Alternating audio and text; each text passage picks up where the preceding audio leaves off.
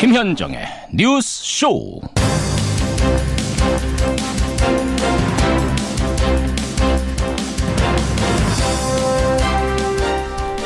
이제부터는 국회 시간이다. 애청자 여러분 안녕하십니까? 어제 청와대 조국 수석이 권력기관 개편안을 발표하면서 한 말입니다. 그동안 권력을 남용해왔던 검찰과 국정원의 힘을 빼겠다는 게 골자입니다.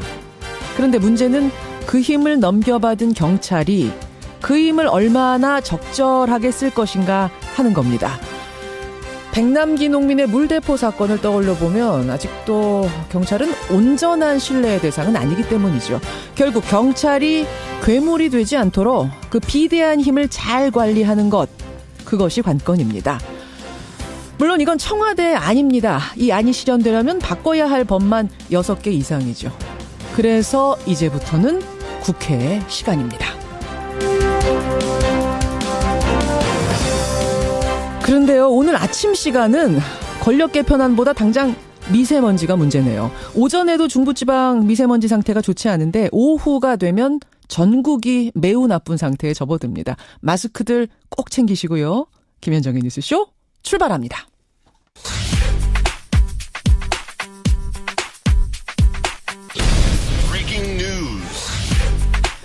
김현정의 뉴스쇼가 주목한 오늘의 포인트, 김정훈 기자 나와 있습니다. 어서 오세요, 김 기자. 네. 월요일 아침 오늘 첫 포인트 뭐부터 볼까요? 네, 판문점 찾는 현송월입니다. 예, 오늘 남북이 판문점에서 다시 만나죠? 네, 평창올림픽 북한 예술단 파견을 위한 실무 접촉이죠. 예술단부터 논의하는 거예요? 네, 특히 눈길을 끄는 건 북한의 현송월입니다. 예. 관현악단 단장 자격인데 북한판 걸그룹이라고 불리는 모란봉악단의 단장으로도 유명하죠. 그렇죠. 과거 김정은과의 연문설이 돌기도 했고요. 지난해에는 노동당 중앙위원회 후보위원에 오르면서 세일을 과시했습니다. 예. 또 2015년 모란봉악단이 중국 베이징 친선 공연 직전에 돌연 이를 취소해서 뒷말을 놨던 거 그거 기억하실 텐데 기억해요. 당시 현송월은 김정은을 찬양하는 노래 또 핵미사일 발사 영상을 빼달라는 중국의 요구에 원수님 작품은 저만 뺄 수 없다.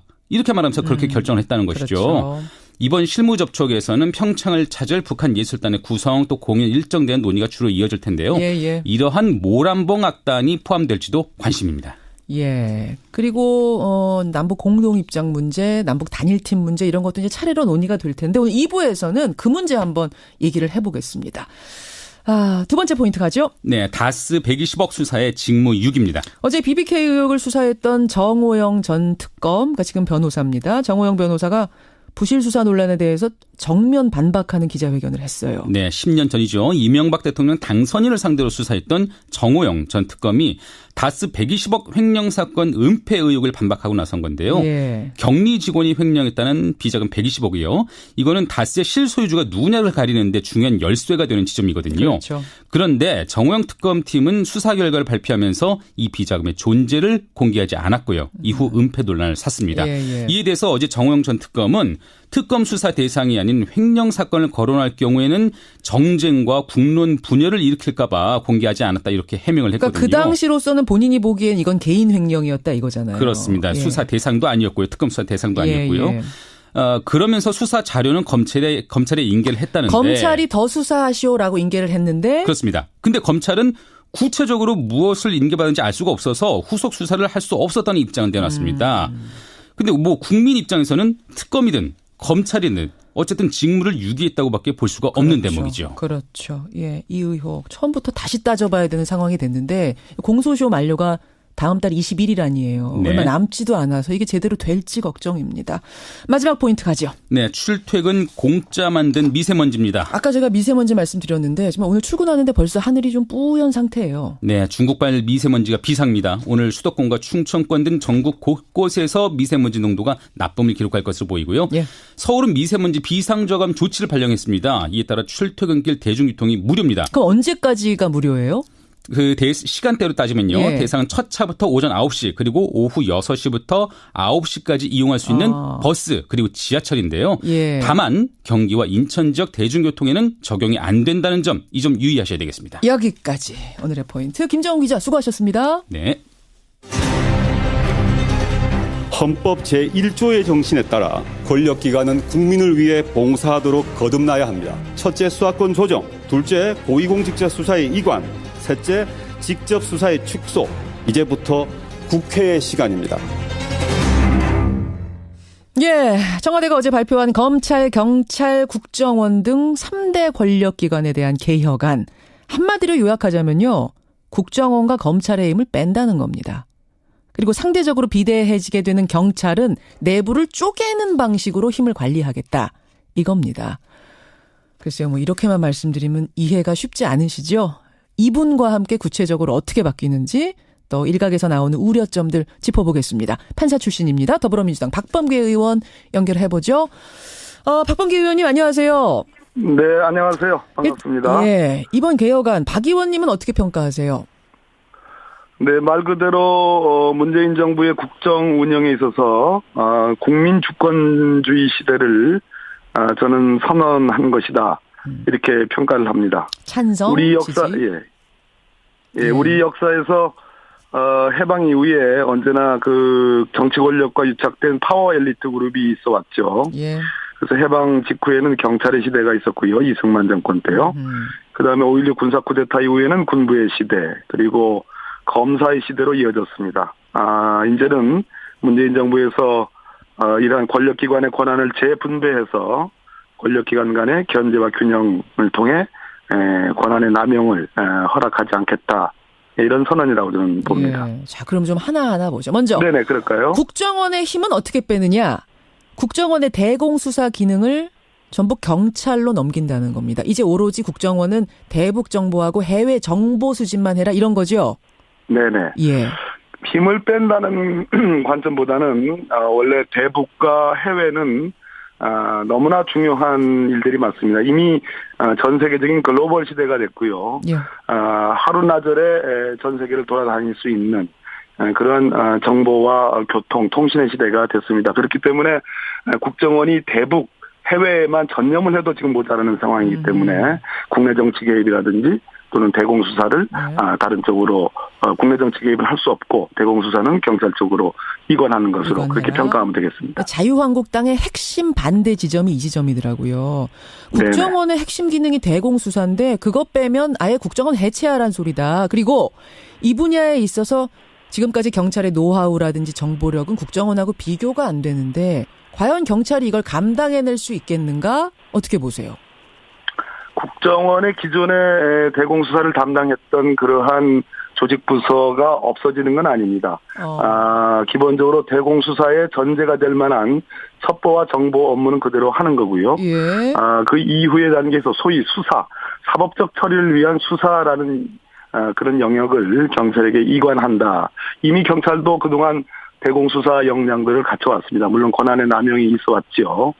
그런 측면에서 그렇게 받아들이면 되는데, 자유한국당이, 그것은 국정원에 일종의 문을 닫는 거다, 이렇게 표현하는 것은 제가 보기에는, 이해가, 좀 덜 된 거 아닌가, 충분히 설득할 수 있다고 생각합니다. 그 말씀은 그럼 국정원이 이 정보를 수집한 다음에 그걸 경찰과 공조해서 경찰이 수사하도록 하면 별 문제 없을 것이다, 이렇게 보시는 거예요. 그렇습니다. 예, 네, 그 정확히 말씀하신 겁니다. 설득하실 수 있다. 검찰로 가보죠. 검찰의 힘은 그럼 어떻게 빼느냐?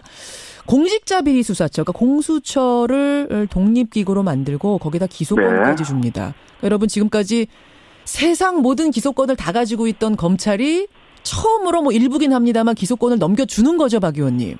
소위 말해서 기소 독점주의, 검사가 모든 것을 수사하고 기소하고 재판까지, 예. 그리고 집행까지 하던 것을 지금 기소 독점주의의 일부 지금 분리가 되겠습니다. 그렇죠. 여기에 대해서 이제 한국당의 우려 지점은 옥상옥 우려더라고요. 공수처를 만든다 한들 결국 검찰에서 그쪽으로 인력 보낼 건데 그게 결국 형식뿐이지 뭔가 실질적으로 뭐가 있겠는가 반대한다. 어떻게 생각하세요? 이미 모순적인 말씀인데요. 옥상옥이라는 것은 지붕 위의 지붕인데요. 예. 고위공직자의 범죄에 관해서는 공수처가 전담하는 것이기 때문에 지붕이 두 개일 리가 없겠습니다. 또 과거의 지붕이 권력과 유착해가지고 제 기능을 다하지 못한 반성적 차원에서 고려되는 것이니까 역시 틀린 주장이라 하겠습니다. 이 부분 설득이 될까요? 지금 자유한국당의 입장 굉장히 완강하던데요. 특히 공수처 분야에 있어서는. 글쎄요. 공수처 부분에서 왜 이렇게 이성적인 논쟁이 되지 않는지 저는 이해가 되지 않습니다. 국민의 86%가 지지하고 있습니다. 문재인 대통령의 지지율이 70%에서 75%까지 나오는데 항상 대통령의 높은 지지율보다도 10% 이상 나옵니다. 왜 이 부분만 가면 정말 이성적인 논쟁이 안 되는지 충분히 설득할 수는 있는데 우리 새로 구성된 사개특위의 장재원 간사님을 포함해서 위원님들은 법사위원님들하고는 좀 다를 거라고 그런 기대를 갖고 있습니다. 기대를 갖고. 왜 반대한다고 생각하세요? 공수처에 대해서. 다른 이유가 있다고 생각하세요? 글쎄 어제 표현한 거에 하면 이제 두 개의 칼, 쌍검이니 또는 대통령이 다 장악하는 거 아니냐라는 이런 우려인 것 같습니다. 그것은 공수처의 설계를 잘하면 충분히 불식시킬 수 있는 그런 우려라고 생각해요. 알겠습니다. 근데 박 의원님 지금 이제 이렇게 되다 보니까 청취자 문자도 들어옵니다. 6126님이라든지 7000님 이런 분들 문자 뭐냐면 국정원하고 검찰의 힘을 권력을 빼다 보니까 경찰 조직의 힘이 상대적으로 커졌다. 그런데 경찰은 비리로부터 정말 안전한 것인가? 경찰은 온전히 100% 신뢰할 수 있는 조직인가? 이거 우려된다라는 문자 들어오거든요. 어떻게 보세요? 당연하죠. 커다란 우려가 있습니다. 저 역시 마찬가지입니다.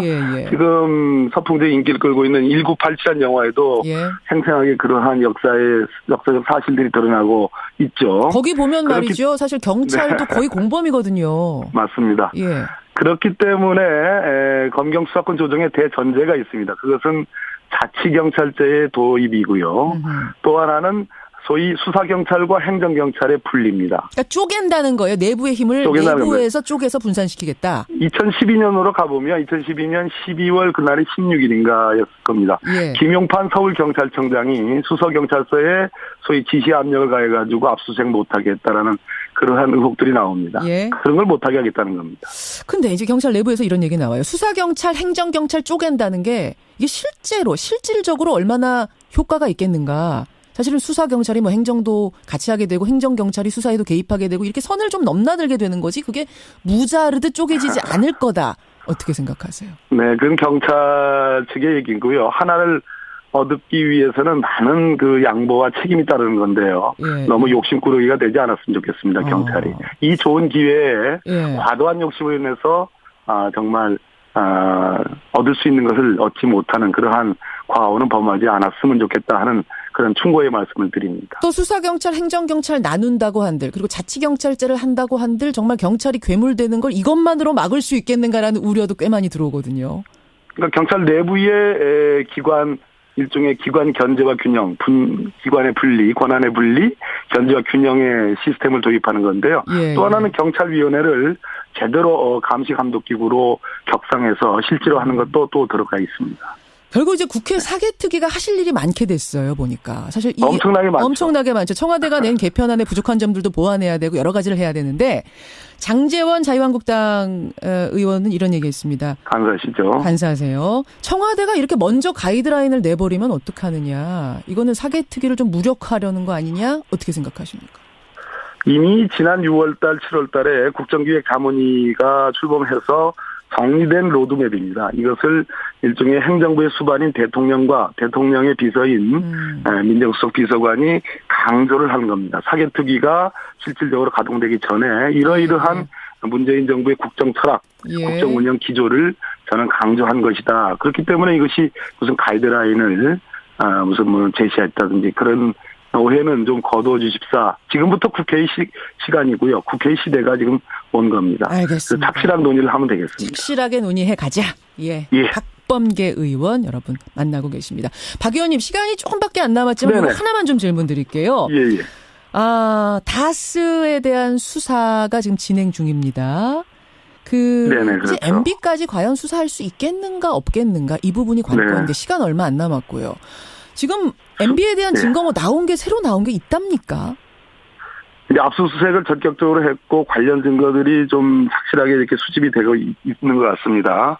검찰에 나가서 진술했던 사람들을 얘기를 좀 들어보면 다스와 관련된 매우 중요한 두 사람 2001년도와 2008년도에 입사의 결정적인 계기는 MB의 허락을 받아서 했다라는 그러한 진술도 있는 것 같습니다. 물론 이건 제가 수사기관으로부터 들은 얘기는 아니고요. 진술했던 사람으로부터 전해들은 얘기입니다. 그렇기 때문에 예. 그게 무슨 말인가요? 입사를 하는데 MB 허락받아서 입사를 했다니요? 네, MB가 다스와 무관하면 있을 수가 없는 일이죠. 아, 자신이 그런데 입사를 하는데 최종 허락은 MB로부터 떨어졌다. 이렇게 그런 증언을 했어요. 진술이 있는 것으로 알고 있습니다. 2001년도와 2008년도 서로 다른 두 사람입니다. 2001년과 2008년 지금도 혹시 재직 중인 사람들입니까? 한 분은 그런 것 같고요. 한 분은 아닌 것 같습니다. 예. 그 사람들의 진술은 그 당시 본인들이 느끼기에는 MB가 실소유주였다. 이런 의미로. 그런 취지의 진술이고요. 그 사람의 진술은 매우 구체적이고, 매우, 아주, 직접적인 그러한 진술들이기 때문에. 예. 검찰 수사에 하나의 기초가 되고 있는 것 같습니다. 매우 구체적인 거 조금만 더 소개해 주세요. 그냥 입사할 때 허락받았다 정도가 아니라 조금 더 나온 게 있군요. 네, 저는 구체적인 내용들을 들었습니다. 그러나 수사가 지금 한창 진행 중이고. 예. 그렇기 때문에 이 정도로, 설명드리는 걸로 좀 이해를 좀. 자, 그럼 박 의원님, 그거 들으셨을 때, 지금 소개는 못 하신다고 하셨는데, 들었을 때, 야, 이거는 속된 말로 빼박 MB가 이명박 전 대통령이 소유주일 수밖에 없겠구나라고 느끼실 정도였어요?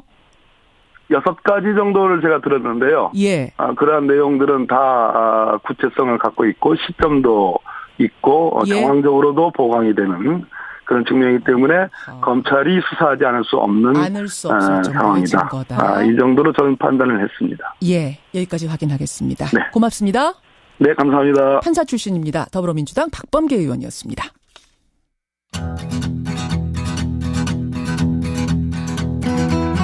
김현정의 뉴스쇼는 청취자 여러분의 참여로 이루어집니다. 트위터, 페이스북, 레인보우 게시판, 그리고 단문 50원, 장문 100원의 유료 문자 샵 1212, 우물정 1212 통해 참여하실 수 있습니다.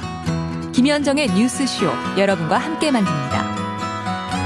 김성환의 행간 시사평론가 김성환 씨 나오셨습니다. 어서 오십시오. 네, 안녕하세요. 미세먼지 뚫고 오셨어요. 예. 정말 유리창에 미세먼지가 막 붙는 것 같아요. 여러분 마스크 꼭 하시고요. 오늘 꼭 챙기셔야 됩니다. 네, 특히 알겠습니다. 방송하시는 분은. 네. 행간 뭐 가지고 오셨습니까? 영화 1987 흥행 돌풍으로 박종철 열사에 대한 관심이 지금 높아지고 있는데요. 예. 마침 어제가 박 열사의 31번째 기일이었습니다. 각종 추모 행사가 그래서 많이 열렸는데요. 영화 1987과 박종철 열사 추도식, 이 뉴스의 행간을 좀 살펴볼까 합니다. 매해 돌아오는 기일인데 영화 덕분인지 올해는 추모 열기가 굉장히 뜨거웠어요. 네, 맞습니다. 이 영화 택시 운전사 때문에 그게 이제 흥행하면서 5.18 광주 민중항쟁이 더 조명이 됐잖아요. 지난해. 그러니까 좀 비슷합니다.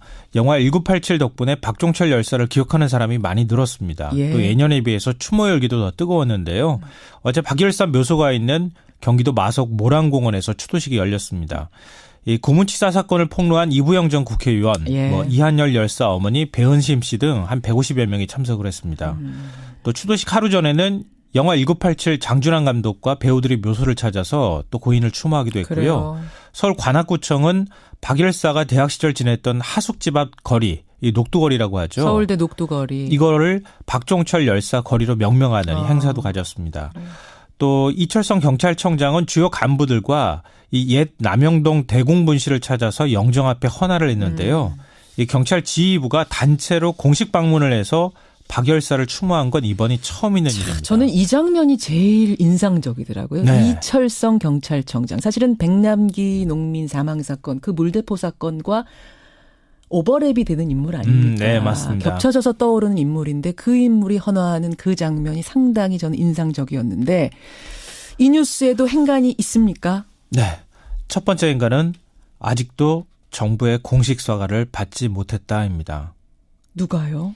박 열사가 고문 끝에 사망한 지 31년이 됐습니다. 근데 유족은 아직도 정부의 공식 사과를 받지 못했습니다. 그래요?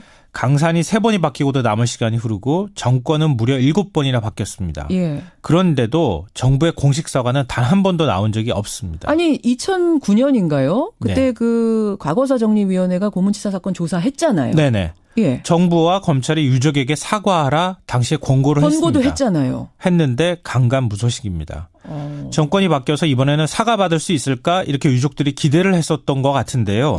청와대는 올해도 논의하거나 계획된 바 없다 이렇게 밝히고 있습니다. 그러니까 박 열사 아버지 박정기 씨가 올해 90세입니다. 연세가. 예. 건강이 안 좋아서 요양병원에 지금 입원 중에 있거든요. 예. 그래서 기념사업회 측이 이렇게 얘기를 합니다. 돌아가시기 전에 대통령께서 손이라도 잡아주시고 사과의 말씀 전해주셨으면 좋겠다. 근데 아직도 정부의 입장은 나오지 않고 있는 상황입니다. 그렇군요. 예. 두 번째 행간 뭡니까? 두 번째 행간은 사과 대신 권력기관 개혁 방안을 내놨다입니다. 어제가 기일이었는데 네. 어제 권력기관 개혁 방안 내놨거든요. 네. 이것도 행간이 있습니까? 그것이 바로 행간입니다. 굉장히 상징성이 있는 장면이다 이렇게 봐야 될 것 같은데요. 어제 청와대 조국 민정수석이 그 개혁 방안을 발표했잖아요. 예. 모두 발언에서 이렇게 말을 했습니다. 31년 전 오늘 22살 청년 박종철이 물고문을 박다 죽임을 당했다. 맞아요. 그런 말 했습니다. 그러니까 경찰의 가혹한 물고문과 검찰과 국정원의 은폐가 결국은 이런 사태를 만들었다는 얘기고요. 이런 권력기관의 잘못이 계속 그동안에 반복돼 왔다는 점을 강조했습니다. 물론 그때 그대로 하나도 안 변했다 그런 의미는 아닙니다. 네. 점점 나아지고 있지요. 하지만 그때를 상기할 때 아직도 미진한 점이 있지 않겠는가라는 얘기였어요. 그다음에 이제 조국 수석이 이렇게 이 말을 붙였는데요. 2016년 국민이 촛불을 들었던 원인, 대통령이 탄핵된 원인이 이 권력기관의 잘못이고 문재인 정부는 이 악순환을 끊겠다 이렇게 얘기를 했습니다. 예. 그러니까 박 열사 사망에 대한 사과 요구에 조국 수석은 뭐 말하자면 권력기관 자체를 바꾸겠습니다. 사과 대신 근본적인 개혁을 하겠습니다. 이렇게 화답을 했다고도 볼 수 있습니다. 예. 그러니까 지금 야당이 뭐 권력구조 개편에 강하게 반발하고 있지 않습니까? 그렇죠. 자유한국당은 뭐 개혁이다. 바른정당은 문재인표 둔갑술이다. 이런 표현까지 지금 사용하고 있는데요. 청와대도 아마 이런 기류를 미리 읽었을 겁니다. 그래서 박종철 열사 기일에 딱 맞춰서 개혁안을 상징적으로 발표를 했다 이렇게 볼 수 있고요. 예. 영화 1987로 뜨거워진 추모 여론을 등에 좀 업고 야당 반대를 좀 돌파하겠다. 이런 어머 정치적 의도를 좀 담고 있었던 거 아닌가 싶습니다. 사실은요. 어제 내놓은 개혁안이 새로운 건 아니에요. 대선 때부터 다 나왔던 거잖아요. 네, 맞아요. 예, 대통령이 약속을 했던 거기 때문에 야당이 반대할 거란 건 이미 알고 있었을 거고 결국은 여론의 지지가 중요하다는 걸 지금 알고 있는 거예요. 그렇죠. 예, 그래서 1987 이야기도 하고 박종철 열사 기일에도 맞추고 이런 분위기를 타보겠다는 의도가 네, 깔려 있는 거. 그런 네. 행간이 깔려 있습니다. 세 번째는요. 마지막 세 번째 행간은 87년 6월 항쟁은 유예 중이다입니다. 유예 중이다. 그러니까 87년 민주항쟁을 미완의 혁명이라고 우리가 보통 그렇게 부르잖아요. 부르죠. 어제 추도식에 참석한 이부영 전 의원. 그러니까 박종철 고문치사 사건을 처음 이제 세상에 폭로한 예, 분이기도 하죠. 예. 이렇게 얘기합니다. 항쟁이 승리한 것처럼 보였지만 정치권이 협상 전면에 나서면서 그 성과는 왜곡 변질됐다. 그동안 유예된 6월 항쟁의 개혁이 다시 전진하고 있다. 이렇게 지적했습니다. 예. 이 말을 제가 해석을 좀 해서 말씀드리자면 요즘 30대가 저한테 질문을 하나 던진 적이 있었어요. 30대? 네. 뭐라고요? 20대에서 30대 막 간 넘어간 친구인데요. 예. 87년 6월 항쟁으로 뭐가 달라졌나요? 이렇게 저한테 질문을 하더라고요. 뭐가 달라졌어요 도대체 네. 이렇게? 우린 여전히 일자리 잡기 어렵고요. 부동산 투자는 다 우리 386 세대가 다 해서 하셨고 우리는 앞으로 희망이 없습니다. 이런 얘기를 하더라고요. 지금 뭐가 달라졌나요? 라고 하는 질문에 87년 세대가 다시 화답을 할 때가 됐다는 겁니다. 예. 그러니까 구호가 아니라 실천을 해야 된다는 얘기인데요. 그러니까 87년이 만들었던 체제를 이제는 좀 극복하고 넘어서는 과제가 여전히 우리 앞에 있다 이렇게 봐야 될 것 같습니다. 그래요. 우리를 다시 한번 돌아보게 되는 그런 날이었습니다. 네. 여기까지 오늘의 행간 김성환 씨 수고하셨습니다. 네, 고맙습니다. 1245님, 권력기관 개혁안 반대하시는 분들 혹시 그 고위공직자를 좌지우지할 수 없게 돼서 반대하는 건 아닙니까? 의심스럽다 하셨어요. 공수처 반대 말씀하시는 거죠? 정현권님은 근데요 경찰 비대화가 심히 걱정됩니다. 그동안의 반민주적 형태에 대한 철저한 반성이 먼저 있어야 될 텐데요. 이런 얘기들을 꽤 많이 하셨어요. 신용길님도 박종철 열사는 보면 검사가 아니고 경찰이 죽인 거 아닙니까? 이러셨는데요. 열어놓고 입으로 가죠.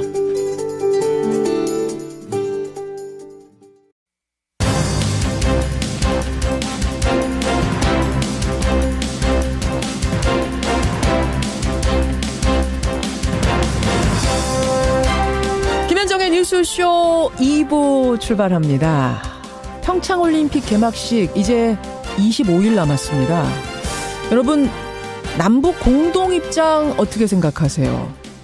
태극기 대신에 한반도기를 들고 공동 입장하는 건 어떤가요?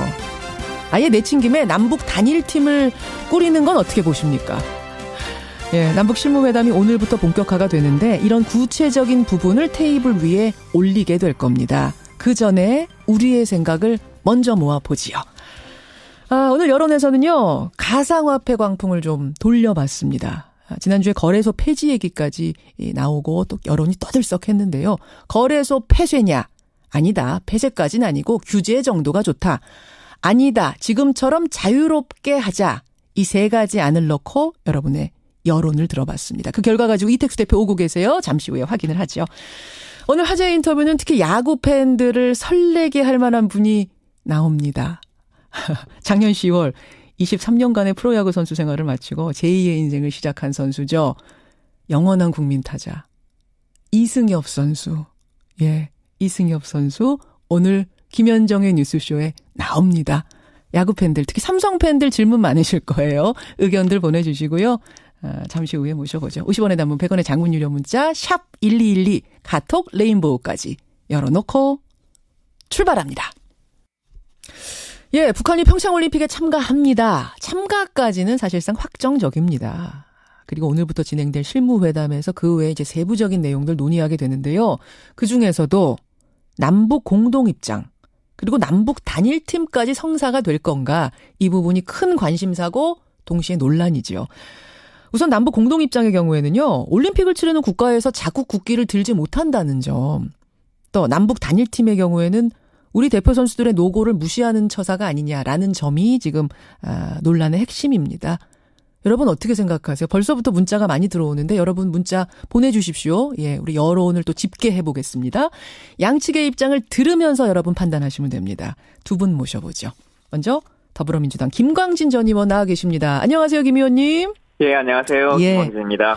자유한국당 정미경 전 의원도 나와 계시죠. 안녕하세요. 네, 안녕하세요. 예, 정미경 전 의원님. 네. 공동 입장 자체에 반대하세요? 아니요, 공동 입장은 반대하지 않아요. 이 공동 입장 할 수 있어요. 공동 입장은 찬성. 예. 그럼 어느 부분이 문제입니까? 지금 이제 태극기를 포기하고 한반도기를 드는 거에 저는 반대해요. 공동 입장은 하되 우리는 태극기 네. 들고 북한은 인공기 들고 가자. 아니, 북한은 뭐 인공기를 들든 한반도기를 들든 그들이 원하는 걸 들면 북한만. 되는데, 예, 뭐 태극기 들면 더 좋겠죠. 뭐 그렇게 할 것 같지는 않고 어쨌든 우리는 태극기를 들어야 한다 이 말씀이세요. 네. 한반도기를 지금까지는 사실상 공동 입장 할 때마다 들어왔는데 왜 그건 아니라고 보십니까?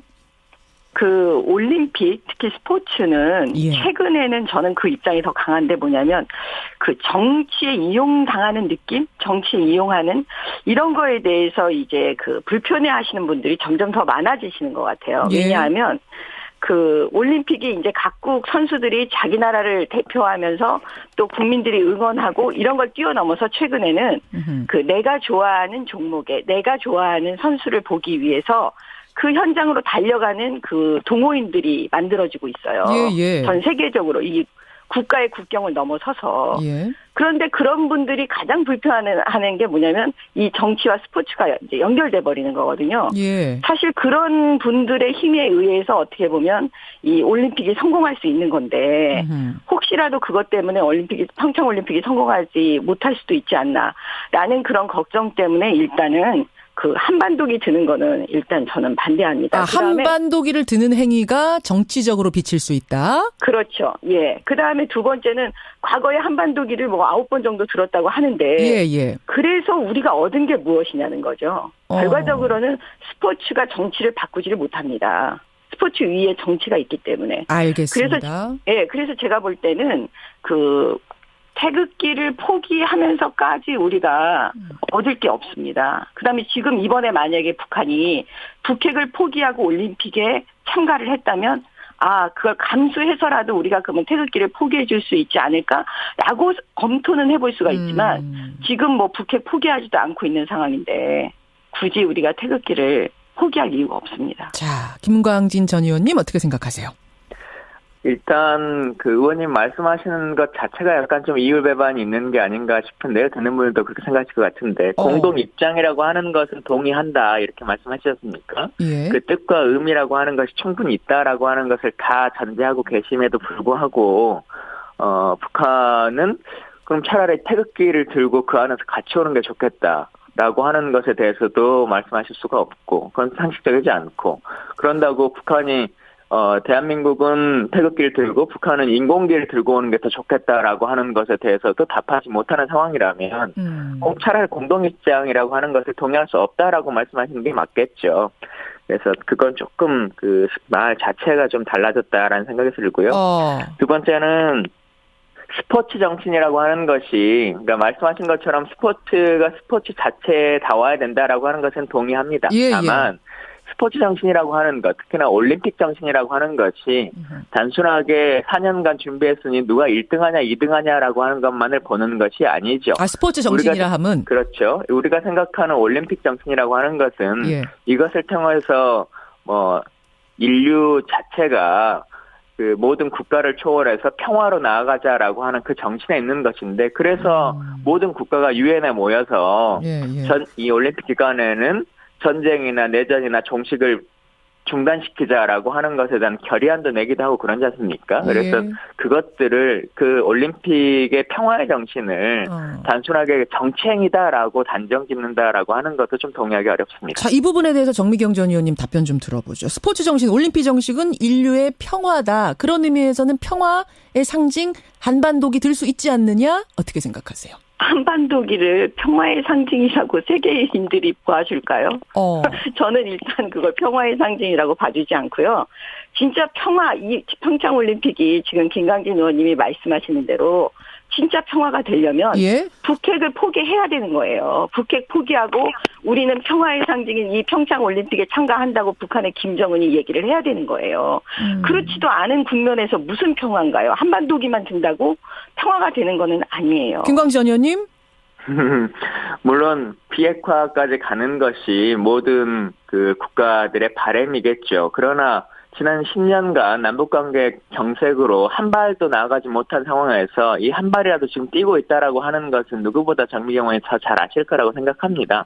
그러면 그 한 발 한 발을 응원하고 더 크게 나아갈 수 있도록 노력하는 게 중요하지. 그 한 발 자체도 모든 10발의 마지막 목표점에 도달되지 않으면 의미가 없는 거다 하지 말자라고 해서 어떻게 한 발을 남북관계에서 나아갈 수 있겠습니까? 100%가 안 된다고 해서 10% 한반도기 같이 드는 것조차 반대하는 거는 무리다라는 게 김광진 의원 말씀이세요? 정미경 의원님? 그렇습니다. 어떻게 생각하세요? 북한에 대한 지금 제재가 효과가 있다라고 지금 아무튼 트럼프 대통령이 얘기하고 있고 우리 문재인 대통령도 동의하고 계시는 상황이잖아요. 우리가 조금만 버티고 있으면 되는데 이렇게 미리 북한한테 손을 내밀어가지고 지금 이렇게 어렵게 더 만든 것이 아닌가. 올림픽은 올림픽대로 어렵고 그렇잖아요. 그다음에 북핵은 북핵대로 우리한테 남고 지금 우리가 걱정하는 거는 그 노력은 하지만 지금 정부가 나중에 두 가지 부담을 다 안을 수가 있어요. 근데 그런 우려를 하고 있는 거예요. 정 전 의원님, 청취자 이현우 님이 이런 질문 주셨어요. 정치적으로 이용하지 말자고 말씀하셨는데 핵과 자꾸 연결시키는 건 오히려 정치적으로 연관을 지으시는 거 아니냐? 어떻게 답하시겠습니까? 아니죠. 왜냐하면 지금 우리 언론을 보세요. 어느 선수가 금메달을 딸 건지 어느 선수는 은메달인지 그 스토리는 뭔지 이런 건 하나도 안 나오고 북한에서 누가 올 건지 이런 것만 지금 계속 언론에 나오고 있잖아요. 대표단으로 누가 오냐 뭐 미녀 응원단 막 이런 얘기 계속 나오고 있잖아요. 그러면 어떻게 우리가 북핵하고 연결을 안 짓겠어요. 다 북핵을 얘기하고 있는데 이게 우리 현실이라니까요. 우리가 눈을 감더라도. 그럼 북한이 아예 오지 말아야 된다고 생각하세요? 그건 아니신 거잖아요. 북한이 오든 오지 않든 그건 별로 중요한 문제가 아니었어요. 핵심은 저는 북핵을 포기하느냐 안 하느냐 이거에 대한 게 저는 핵심이라고 보는 거죠. 김광진 전 의원님 답변 주시죠. 지금 답변 주신 게 이 사안을 정치적으로 본다라고 하는 것을 다시 스스로 좀 입증하신 것 같고요. 앞으로 좀 돌아가자 보면 그 트럼프 대통령이나 문재인 대통령이 제재 효과를 보고 있다라고 하는 것을 인정하셨지 않습니까? 최근에 트럼프 대통령도 그 말씀을 하셨고요. 근데 그 제재의 효과로 보고 있는 것이 지금 이 대화의 국면이라고 하는 것, 그것을 인정하셔야 되는 거죠. 양 대통령이 모두 그동안의 약간의 압박과 제재라고 하는 것을 통해서 이제 대화의 물꼬를 탔다. 이제는 비핵화로 나아갈 수 있는 새로운 길을 마련했다라고 하는 것에 대해서 한 발씩 나아가고 있는데 그 목적치가 점점 다가와서 달성해 놓고 있는 목적과 달성에 대해서는 말하지 않고 과거의 방식에 대해서만 계속 유지해야 된다라고 하는 것은 그것도 앞뒤가 좀 안 맞는 거 아니겠습니까? 김광진 의원님, 청취자 질문 제가 김광진 의원한테도 하나 드려야겠네요. 뭐냐면은 근데 한반도기에는 독도까지 사실 그려 넣어야 제대로 된 한반도기죠. 근데 그럴 경우에는 일본을 자극할 우려가 있다. 굳이 한반도기를 들어서 일본을 자극할 이유가 있겠는가라는 질문도 있습니다. 어떻게 보세요? 실제 그런 고민을 하고 계신 분들이 얼마나 계신지 사실 잘 모르겠습니다. 워낙 오래전부터 한반도기를 써왔고 89년도부터 만들어졌던 한반도기니까요. 우리 다 내용을 알고 계시고 또 그것이 우리 안에서 들고 있는 깃발인데 그 깃발 안에 우리 영토가 표시되어 있다고 해서 외부를 자극할 수 있다라고 하는 염려 때문에 우리의 영토를 우리의 깃발 안에서 버려야 된다라고 하는 것을 동의하실 국민이 과연 계실까? 사실은 전에 우리 9번 입장 중에요. 독도하고 울릉도를 뺀 적이 있어서 우리 안에서 논란이 있었던 적이 있어요. 김광진 의원은 그려 넣는 게 맞단 말씀이시고 일본 눈치 볼 필요 없다. 예, 눈치 볼 필요 없다 이 말씀이시고요. 예, 알겠습니다. 자, 일단 이 이야기 여기까지 하고요. 우리가 한 가지를 더 논의해야 됩니다. 뭐냐면요. 단일팀입니다. 그러니까 공동 입장 정도가 아니라 아예 단일팀을 만드는 부분도 이번에 논의가 될 텐데 아이스하키라든지 이런 부분에서 단일팀 만들 여지가 있다. 지금 정부에서는 사실 단일팀 만드는 것도 일부 단일팀 만드는 것도 추진 중이거든요. 먼저 정미경 전 의원님 어떻게 생각하세요? 저는 사실은 이제 북한이 참가하는 것 자체로도 어떻게 보면 큰 이벤트가 이미 된 거잖아요. 예. 그런데 이제 단일팀까지 구성하면 사실 우리 선수들이 그 희생하는 부분이 따르게 되잖아요. 그거에 대해서는 어떻게 우리가 감당할 수 있느냐는 거죠. 왜냐하면 여자 아이스하키 팀 지금 얘기가 나오는데 어떻게 보면 이건 팀워크가 굉장히 중요하고 그다음에 선수들이 우리는 그 아이스하키 팀이 아마 국가대표팀만 있는 걸로 알고 있는데 그들의 그 마음 이런 거는 지금 배제한 채 그래서 제가 정치적으로 가면 안 된다고 하는 건데 이거를 갖다 갑자기 순식간에 막 단일팀 만들어 갖고 나간다? 저는 그거는 좀 너무나 부담이 되는 게 아니냐. 왜냐하면 만약에 북한이 북핵을 포기하는 정도까지 나온다고 하면 이번에도 북핵이 조건인가요? 네, 그 정도면 우리가 그냥 그 희생은 우리가 감수하고 우리 국민들을 설득하고 우리 선수들을 설득할 수가 있지만 그렇지 않고 이게 그 정도도 아닌데 설득이 되는 건가? 예, 그런 거죠. 선수들 설득이 안 될 거다. 김광진 전 의원님은 저는 설득이 안 될 것 같아요. 예, 어느 쪽이세요, 김 전 의원은? 사실 그동안 단일팀으로 한 적은 이제 2번 있지 않습니까? 세계 탁구 대회와 세계 청소년 축구 대회고 나머지 올림픽에서는 하계든 동계든 한 번도 단일팀을 구성해 본 적이 없습니다. 그래서 이번에 하게 된다면 개최국으로서 처음에 올림픽에서 단일팀을 구성하는 그 모습을 전 세계에 보여줄 수 있기 때문에 그것에 대한 평화적 메시지는 워낙 강하게 줄 수 있다라고 하는 것은 있습니다만, 말씀하셨던 것처럼 사실은 이제 여자 하키팀 팀원들에게 약간의 불이익이 있기 때문에 그 부분에 대해서는 국가의 그 이익도 이익이지만 또 팀원들에게 잘 설득이 필요하다라고 하는 생각은 있습니다. 기본적으로는 찬성이지만 팀원들을 설득하는 과정이 우선일 것이다 이 말씀이세요? 예, 그리고 뭐 추가적인 엔트리를 IOC를 통해서 우리가 확보를 하는 것은 거의 준비를 해 나가고 있습니다만, 여러 가지 실무적 훈련이나 이런 것들을 통해서 그 팀의 성과도 잘 이뤄낼 수 있도록 하는 것도 중요하다 이렇게 보여집니다. 이 단일팀에 대해서는 두 분 다 선수들 설득이 일단 우선이다. 요런 말씀으로 정리가 되네. 이 부분에 대해서는 그렇고 청취자 의견도 지금 제가 보고 있는데. 단일팀에 대해서는 다들 좀, 부정적으로 보는 의견이 많네요. 지금 문자가 너무 많이 들어와가지고 제가 정확한 집계는 안 됩니다만 대충 눈으로 보기에는 단일팀에 대해서는 좀 우려가 많이 오는 것 같고 다시 공동입장 이야기로 좀 돌아가 보겠습니다. 여기에 대해서 청취자 의견이 굉장히 뜨겁게 들어오는데요. 정미경 전 의원님. 네. 아까 전에 그럼 따로따로 입장을 해라. 한반도기 안 된다 하셨잖아요. 우리는 당연히 태극기를 드는 거고 북한이 인공기 드는 것도 좀 꺼려하세요? 북한이 인공기 드는 걸 우리가 마음은 꺼리지만 그걸 또 말릴 수는 없잖아요. 거기까지 참가했는데. 아니 얼마 전에 또 뭐 우리은행 달력에 인공기 갖고도 또 문제가 된 적이 있어서 그런 건 아니고. 우리은행 그거하고는 좀 다른 문제입니다. 태극기, 인공기 따로 들고 그럼 같이 입장을 하는데 국기는 따로 들자 이런 말씀이세요? 네네. 그렇게 그렇습니다. 되는 거죠. 예. 김광진 전 의원의 그 말씀은 어떻게 생각하십니까? 자꾸 정치랑 연결시키지 말고 한반도기를 드는 것으로 오히려 이것은 올림픽 정신, 스포츠 정신의 이 우위에 있다는 것을 보여주는 기회로 삼자. 여기에 대한 답변 듣겠습니다. 제가 예, 전 의원님. 예, 정 전 의원님. 지금 제가 이게 지금 감이 멀어갖고 지금 다시 한 그러세요. 번만. 예, 네. 예. 그러니까 이게 한 번만 올림픽 질문 정신, 스포츠 정신을 구현하는 것의 상징으로서 한반도기를 드는 걸 시작으로 할 수 있지 않겠느냐. 비핵화 이번에 뭐 안 됐더라고 하더라도 그것이 상징이 될 수 있다라는 게 지금 김광진 전 의원의 핵심 주장이시거든요. 여기에 대한 마지막 발언 듣는 것으로. 예. 우리가 올림픽 티켓을 땄을 때 그 감동을 받았을 때 우리는 태극기로 받았어요. 그렇기 때문에 온 세계가 사실은 태극기를 주목하고 있는 거예요. 근데 여기서 한반도기를 들면 태극기는 어떻게 되는 거죠? 그다음에 그게 과연 평화를 가져다 주나요? 두 번째, 우리는 지금 현재와 미래를 예측할 때 그 과거를 보게 되잖아요. 네. 과거에 한반도기를 들었을 때 네. 과연 지금 김광진 의원이 얘기하시는 평화가 우리한테 왔나요? 아니에요. 그들에게 김정은 정권에게 김씨 정권에게 시간만 벌어줬고 우리한테 온 거는 지금 현재 북핵의 위협이에요. 그렇기 때문에 제가 볼 때는 현실을 직시할 필요가 있다는 거죠. 자국에서 올림픽 여는데 그 나라 국기 못 드는 것 이런 것도 다 고려를 하시는 거고 그럼 이 한반도기까지 드는 거는 좀 오바라고 생각하시는 거예요? 그렇죠. 한반도 왜냐하면 대한민국에 이게 얼마나 좋은 기회입니까? 대한민국의 위상을 높여주고 세상에 알릴 수 있는 알겠습니다. 네, 세상에 알릴 수 있는 기회인데 왜 우리가 그걸 포기해야 되는 거예요? 자, 정미경 전 의원의 마무리 발언으로 이해하고요. 김광진 전 의원 답변과 함께 마무리 발언 30초 주시죠.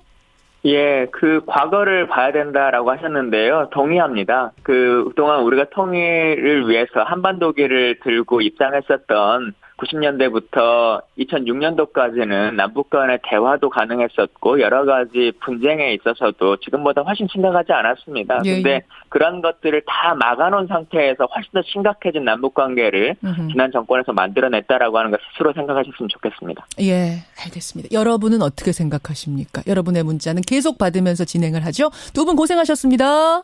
예, 감사합니다. 고맙습니다. 자유한국당 정미경 전 의원, 더불어민주당 김광진 전 의원이었습니다.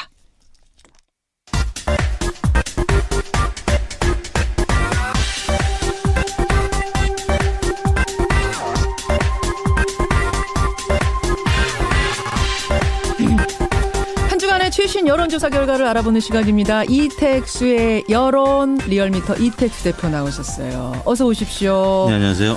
이 대표님. 지금 청취자 문자 들어오는 것만 집계해도 리얼미터에서 발표하실 수 있을 것 같아요. 그래요? 지금 남북 단일팀하고요. 네. 한반도기 들고 공동입장. 네네. 이거 청취자들께 질문 드렸거든요. 여러분 보내주십시오. 50원에 담은 100원의 장문 유료 문자 샵 1212 카톡 레인보우.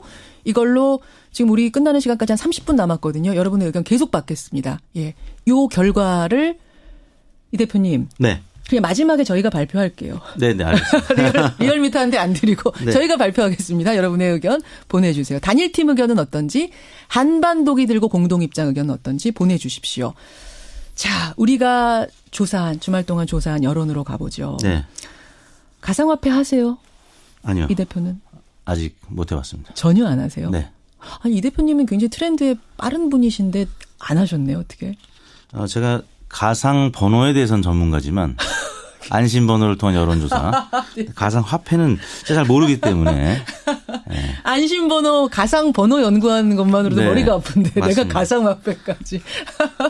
가상 화폐 얘기를 여러분 좀 오늘 여론조사 해봤습니다. 지난 주말에는요 유시민 작가하고 정재승 교수의 그 온라인상 혈투가 벌어졌던 거 아세요? 네. 유시민 작가는 가상 화폐는 투기 광풍의 또 다른 버전이다. 신기로 쫓는 거다. 아주 맹렬하게 비판했습니다. 그러자 정재승 교수가 유시민 선생님 가상화폐가 뭔지 잘 모르시는 것 같습니다. 네. 이렇게 또 SNS에 쓰면서 어느 쪽이세요, 이 대표님은 개인적으로? 저는 아직 가상화폐에 대해 잘 모르기 때문에 그 답변을 유보하겠습니다. 판단 유보. 네. 사실은 많은 분들이 가상화폐를 하는 것 같지만 또 주변에 돌아보면은 또 그렇게 다는 아니고. 그럼요. 보니까요. 젊은 층이 좀 많은 것 같아요. 젊은 층은 3, 4, 5 모이면 다 가상화폐 맞습니다. 얘기만 한다 그래요. 자, 바로 이 문제를 조사했습니다. 어떻게 조사하셨어요? 네. 저희가 CBS 김현정 뉴스쇼 의뢰로 지난 금요일인 12일 가상화폐 이용률과 규제 찬반에 대해서 여론조사를 해봤는데요. 예. 전국 19세 이상 성인 8,865명에게 접촉을 해서 최종 504명이 응답을 완료했습니다. 예. 5.7%의 응답률이었고요. 무선 전화 면접 및 자동응답 혼용 방식이었습니다. 표본 오차는 95% 신뢰 수준에서 플러스 마이너스 4.4%포인트였고요. 예. 먼저 가상화폐 투자 경험에 대해서 물었는데요. 아, 가상화폐 해보셨어요? 네. 이걸 물은 겁니다. 보기는 세 가지였습니다. 첫 번째, 현재 투자하고 있다. 지금 하고 있다. 두 번째는 투자한 경험은 있으나 지금은 하지 않고 있다. 해본 적이 있다. 3번, 저처럼 투자한 적이 없는 한 번도 분들. 없다. 예, 저 같은 분들. 네. 먼저 가상화폐 투자 경험 결과 어떻게 나왔습니까? 투자한 적이 없다는 응답이 86.4%로 압도적이었고요. 현재 투자 중이라는 분들이 7.5%. 예. 지금은 안 하지만 투자 경험은 있다라는 의견이 6.1%로 나타났는데요. 연령대별로 예상과 마찬가지로 예. 20대의 투자율이 가장 높았습니다. 그렇죠. 20대가 14.8%였고요. 30대가 8.3%, 예. 40대가 6.8%, 50대가 5.6%, 60대 이상은 3.8%였고요. 성별로 남성이 13%, 여성이 2.1%, 예. 남성이 압도적으로 6배 이상 높게 나타났습니다. 예, 그리고 예. 정당 지지별로는 국민의당 지지층이 이것도 정당으로 따져보셨어요? 네, 바른정당 지지층이 가장 높았군요. 26.2%, 국민의당 지지층 21.6%, 의외로 민주당 지지층은 6.7%로 낮은 편이었고요. 자유한국당 6.6%로 예, 낮았고 예. 정의당 지지층이 1.3%로 가장 낮았습니다. 야, 바른정당 지지하시는 분들이 가상화폐를 제일 많이 해봤어요? 그렇습니다. 유승민 대표하고 이게 무슨 관련이 있습니까? 뭐 경제학 박사. 경제학. 네. 그거하고 연관을 또 잡자면 이준석 대표를 좋아하는 20대들이 많이 하는 것 같고요. 아하, 특이하네요. 국정수행 평가별로는 문재인 대통령을 지지하지 않는 층이 13.7%로 예, 예. 지지하는 층 5.5%보다 3배 가까이 높았습니다. 자, 여러분, 정부가 잡은 추산치는 330만 명입니다. 지금 이게 통계가 정확히 잡혀 있는 게 없는데 추산치 330만 명이 가상화폐를 해봤다 이런 건데 여하튼 우리가 뭐 투자 경험 물으려고 여론조사한 건 네. 아니고요. 이걸 바탕으로 해서 진짜 중요한 조사가 있죠. 네, 가상화폐 투자 이제 경험을 물어봤고요. 두 번째는 가상화폐 규제를 본격적으로 이제 논의하고 있는 예. 이 정부의 입장에 대해서 어떻게 생각하는지, 즉 거래소 폐쇄를 해야 되는지 아니면 규제까지만 해야 되는지 등에 대해서 물었는데요. 예. 첫 번째 보기는 현행대로 가상화폐 거래소 폐쇄는 물론 그 어떠한 규제도 반대한다. 폐쇄는 물론이고 어떤 규제도 반대한다. 그러니까 지금처럼 그냥 자유롭게 풀어주세요. 1번. 두 번째는 가상화폐 거래소 폐쇄는 반대하지만 투기 과열 방지를 위한 일정 수준의 규제는 필요하다. 예, 폐쇄까지는 아니고 그냥 규제 정도가 좋습니다. 2번. 네, 세 번째는 가상화폐 거래소를 폐쇄해서 가상화폐 투기를 근절시켜야 한다. 이게 바로 이제 지난주에 박상기 법무장관이 말을 그렇습니다. 해서 크게 논란이 됐던 네. 아예 거래소 폐쇄 3번입니다. 이거 어떻게 나왔을지 굉장히 궁금해요. 어떻게 나왔습니까? 가장 많은 응답은 폐쇄에 찬성하고 투기를 근절시켜야 한다. 42.6%로 나타났고요. 잠깐만요. 완전 거래소 폐쇄가 1위입니까? 그렇습니다. 42.6%가 폐쇄. 네. 그래요? 그러면 두 번째는 폐쇄까지는 아니고 규제 정도 하자 이거는요. 네, 폐쇄는 반대하지만 규제는 필요하다. 35.6%요. 였고요. 예, 그다음에 예. 폐쇄 규제 모두 반대한다. 현행대로 가자. 12.1%로 나타났습니다. 예. 저는 사실은 지난주에 거래소 폐쇄 발표 나오고 나서 뭐 국민청원이 올라오고 이거 안 된다. 네. 그 반대하는 여론이 상당히 높았기 때문에 이렇게 많은 폐쇄 쪽에 찬성표가 나올지 몰랐는데 상당히 높네요. 네, 이제 보기를 3개로 했는데 예. 만약에 2개씩 묶어서 예. 폐쇄 찬성이냐 반대냐 본다면 폐쇄 반대가 47.7%로 나타났고요. 예. 아까 보기 1, 2번 합친 겁니다. 예. 그리고 폐쇄 찬성 의견이 42.5%로 오차 범위 내에서 예. 반대가 5%포인트가량 또 높게 나타났습니다. 폐쇄를 놓고 보면 이제 이렇게 갈리는 거고 네. 폐쇄까지 포함한 규제 전반 찬성 네. 현행 이렇게 놓고 보면 또 달라지죠 수치가. 그렇습니다. 그리고 규제만을 놓고 본다면 규제 찬성이 78.2%로 그렇죠. 폐쇄까지 포함한 높고요. 규제 찬성 78.2%. 예, 반대는 12.1%. 자유롭게 두어라 12.8%. 보기에 2, 3번을 묶은 응답이 78.2%로 규제 찬성 의견은 예. 10명 중에 8명가량으로 나타났습니다. 아까 전에 투자 경험 있는 사람하고 없는 사람을 미리 조사했잖아요. 그걸 네. 바탕으로 해서 좀 나눠보죠. 투자 경험이 없는 응답자들 예. 86.4%의 경우에는 폐쇄 찬성, 또 투기 근절 아주 강도 높은 의견이 역시 46.3%로 가장 높게 나타났습니다. 예. 투자를 안 하는 상황에서는 강도 높은 폐쇄까지도 검토를 해야 된다는 것이고요. 예. 반면에 현재 투자 중인 응답자 7.5%의 경우에는 폐쇄 규제 모두 반대 응답이 44%로 역시 현행대로 가야 된다는 의견이 가장 높았습니다. 예. 그다음이 폐쇄 반대 규제 필요 응답이 39.7%로 그 뒤를 이었고요. 그래요? 그리고 마지막으로 과거 투자 경험이 있고 현재는 투자하지 않고 있는 응답자들 6.1%의 경우에는 예. 폐쇄는 반대하지만 규제는 필요하다. 52.6%였고요. 두 번째는 폐쇄는 반대하지만 규제가 아니군요. 폐쇄 찬성하고 투기를 근절시켜야 한다는 게 25.6%로 두 번째로 나타났습니다. 이렇게 결과가 나왔네요, 여러분. 네. 폐쇄하자는 의견도 42%나 나왔다는 거. 네. 이게 좀 놀랍고요. 그냥 완전히 두자는 의견은 12.1%. 여러분의 의견, 국민 여론은 이렇습니다. 자, 이게 김현정 뉴스쇼 스페셜 조사였고요. 대통령 지지도하고 정당 지지도를 봐야 되는데 제가 미리 좀 결과를 보니까 정당 지지도는 지난주하고 거의 차이가 없어요. 네. 대통령 지지도만 오늘 살펴보고 가죠. 네, 문재인 대통령의 지지율이 70.6%, 지난주 대비 1%포인트 하락했고요. 부정평가는 23.8%로 0.3%포인트 하락한 수치를 기록했습니다. 지난주보다 1%포인트 떨어진 이유는 어떻게 분석하세요? 1%가 큰 건 아닙니다만. 네, 부정적인 요인은 주 초에 최저임금 인상 부작용 논란, 또 강남 아파트값 급등 관련 소식이 있었고요. 예. 주 후반에는 가상화폐 거래소 폐지 등 정부 대책 관련 논란이 심화되면서 부정적인 요인으로 작용을 했고요. 물론 주중에는 소폭 상승을 하기도 했습니다. 남북 고위급 회담 또 문 대통령의 신년 기자회견이 있으면서 주중에는 71.5%로 반등세를 보였었는데 금요일 날 가상화폐 폐쇄 논란 때문에 69.9%까지 빠지는 바람에 주간 집계는 70.6%로 마감이 됐습니다. 그래요. 여러분의 의견이 많이 들어오는데 가상화폐 경험과 유승민 대표를 연결하는 건 오바다. 네. 이런 날카로운 지적 고맙습니다. 저도 그거는 공감합니다. 저도 공감합니다. 네. 재미삼아 연결해봤습니다.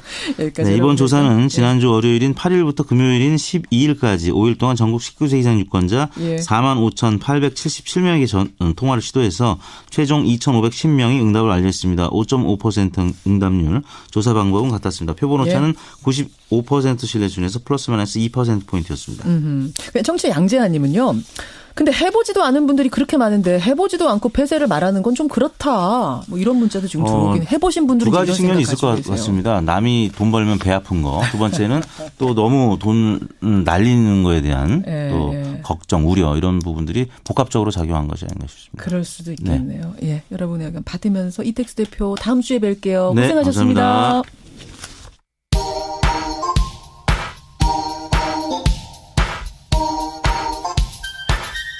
김현정의 뉴스쇼 CBS 라디오와 함께하고 계십니다. 저는 퇴근길 시사자키 정관용입니다.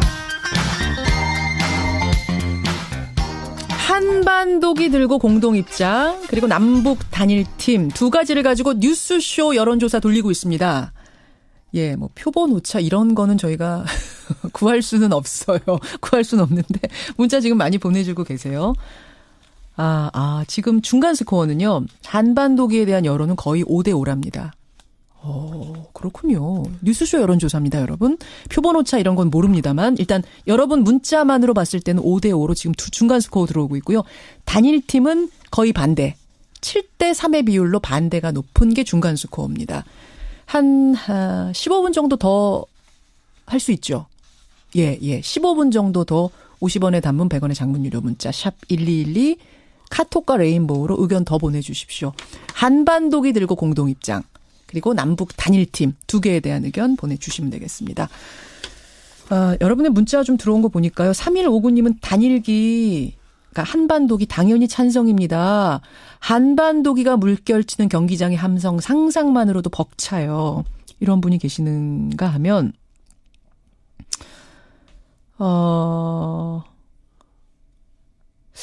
개최국인데 태극기 대신 한반도기 공동입장이라니 완전 허무하다. 5896님. 북한이 숟가락을 살짝 얹는 느낌이 들어서 불쾌하다. 이런 의견이 이제 반대하시는 분들의 의견입니다. 변상욱 대기자 어서 오세요. 예. 변상욱 대기자 의견이 궁금해요. 어려운 거 묻지 마시고. 쉬운 문제는 아닌데. 저는 뭐 한반도기 개인적으로 반대입니다. 개인적으로는 예, 반대세요? 단일팀도 반대입니다. 예. 한반도기는 왜 반대세요?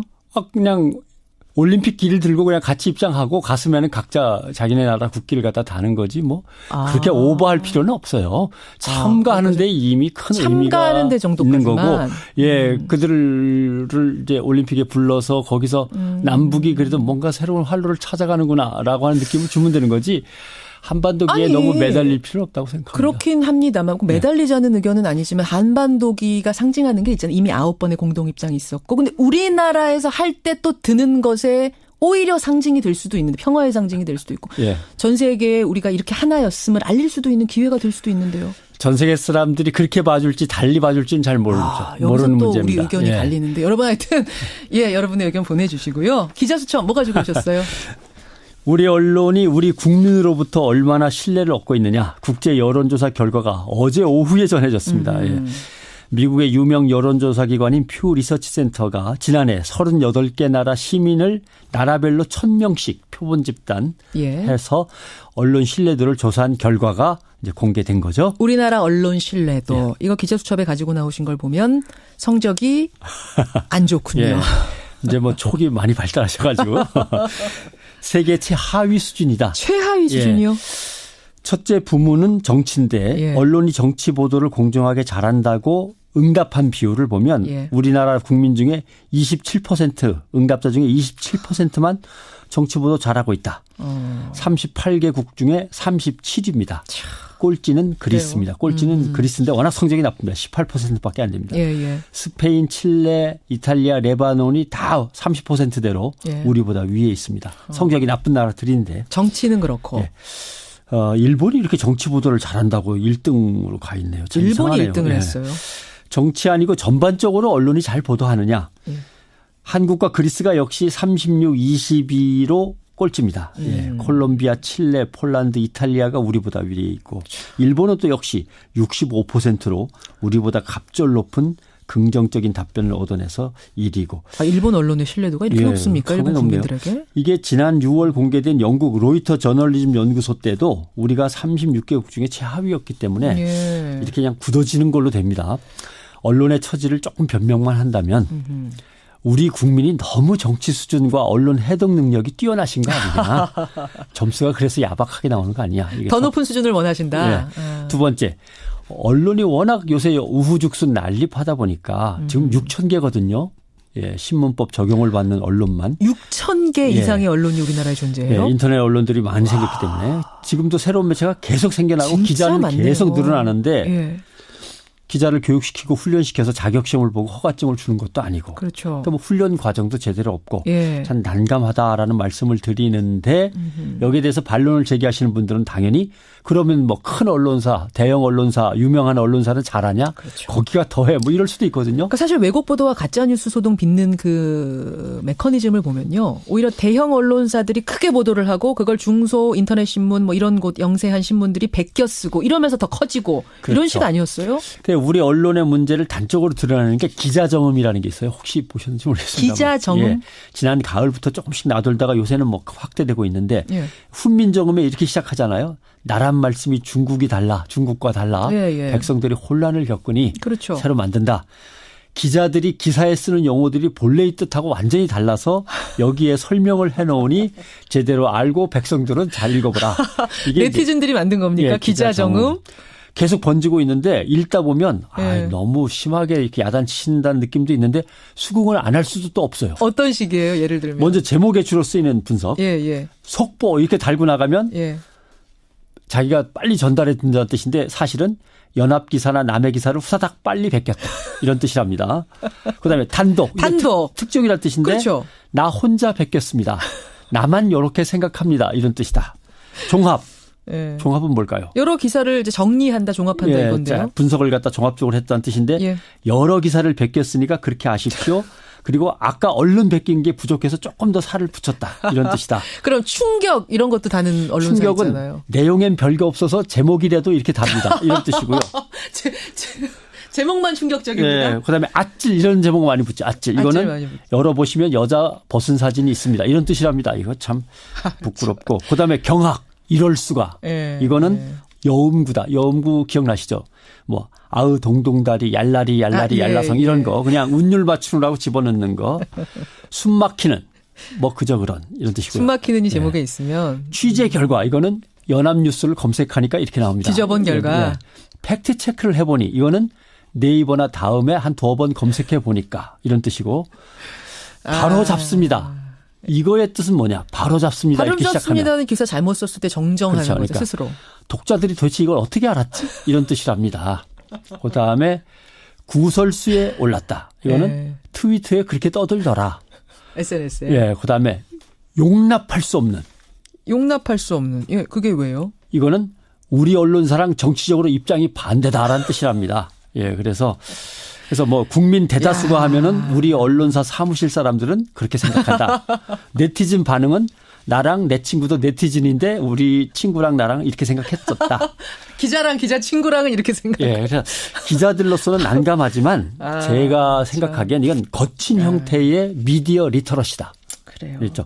미디어를 어떻게 정확하게 읽고 담긴 의미를 제대로 짚어낼 수 있는가 시민들이 스스로 언론 해독력을 키워가다 보니까 조금은 비유적이고 풍자적인 이런 얘기가 나왔습니다만 이게 계속 양이 늘어나는 걸로는 우리가 제대로 못하고 있다. 이런 그러게요. 자괴감 또는 반성을 하게 되는 거죠. 언론인들, 기자들 많이 반성해야겠습니다. 변상욱 대기자 수고하셨습니다. 고맙습니다.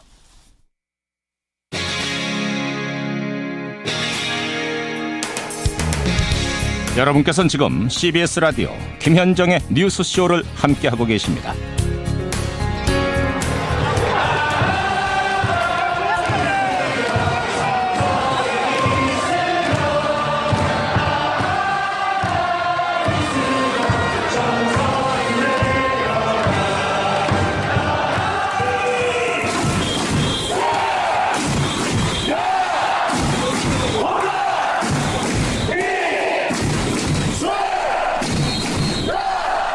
와, 야구장에 울려 퍼지는 이 응원 소리 여러분 반가운 분들 많으시죠?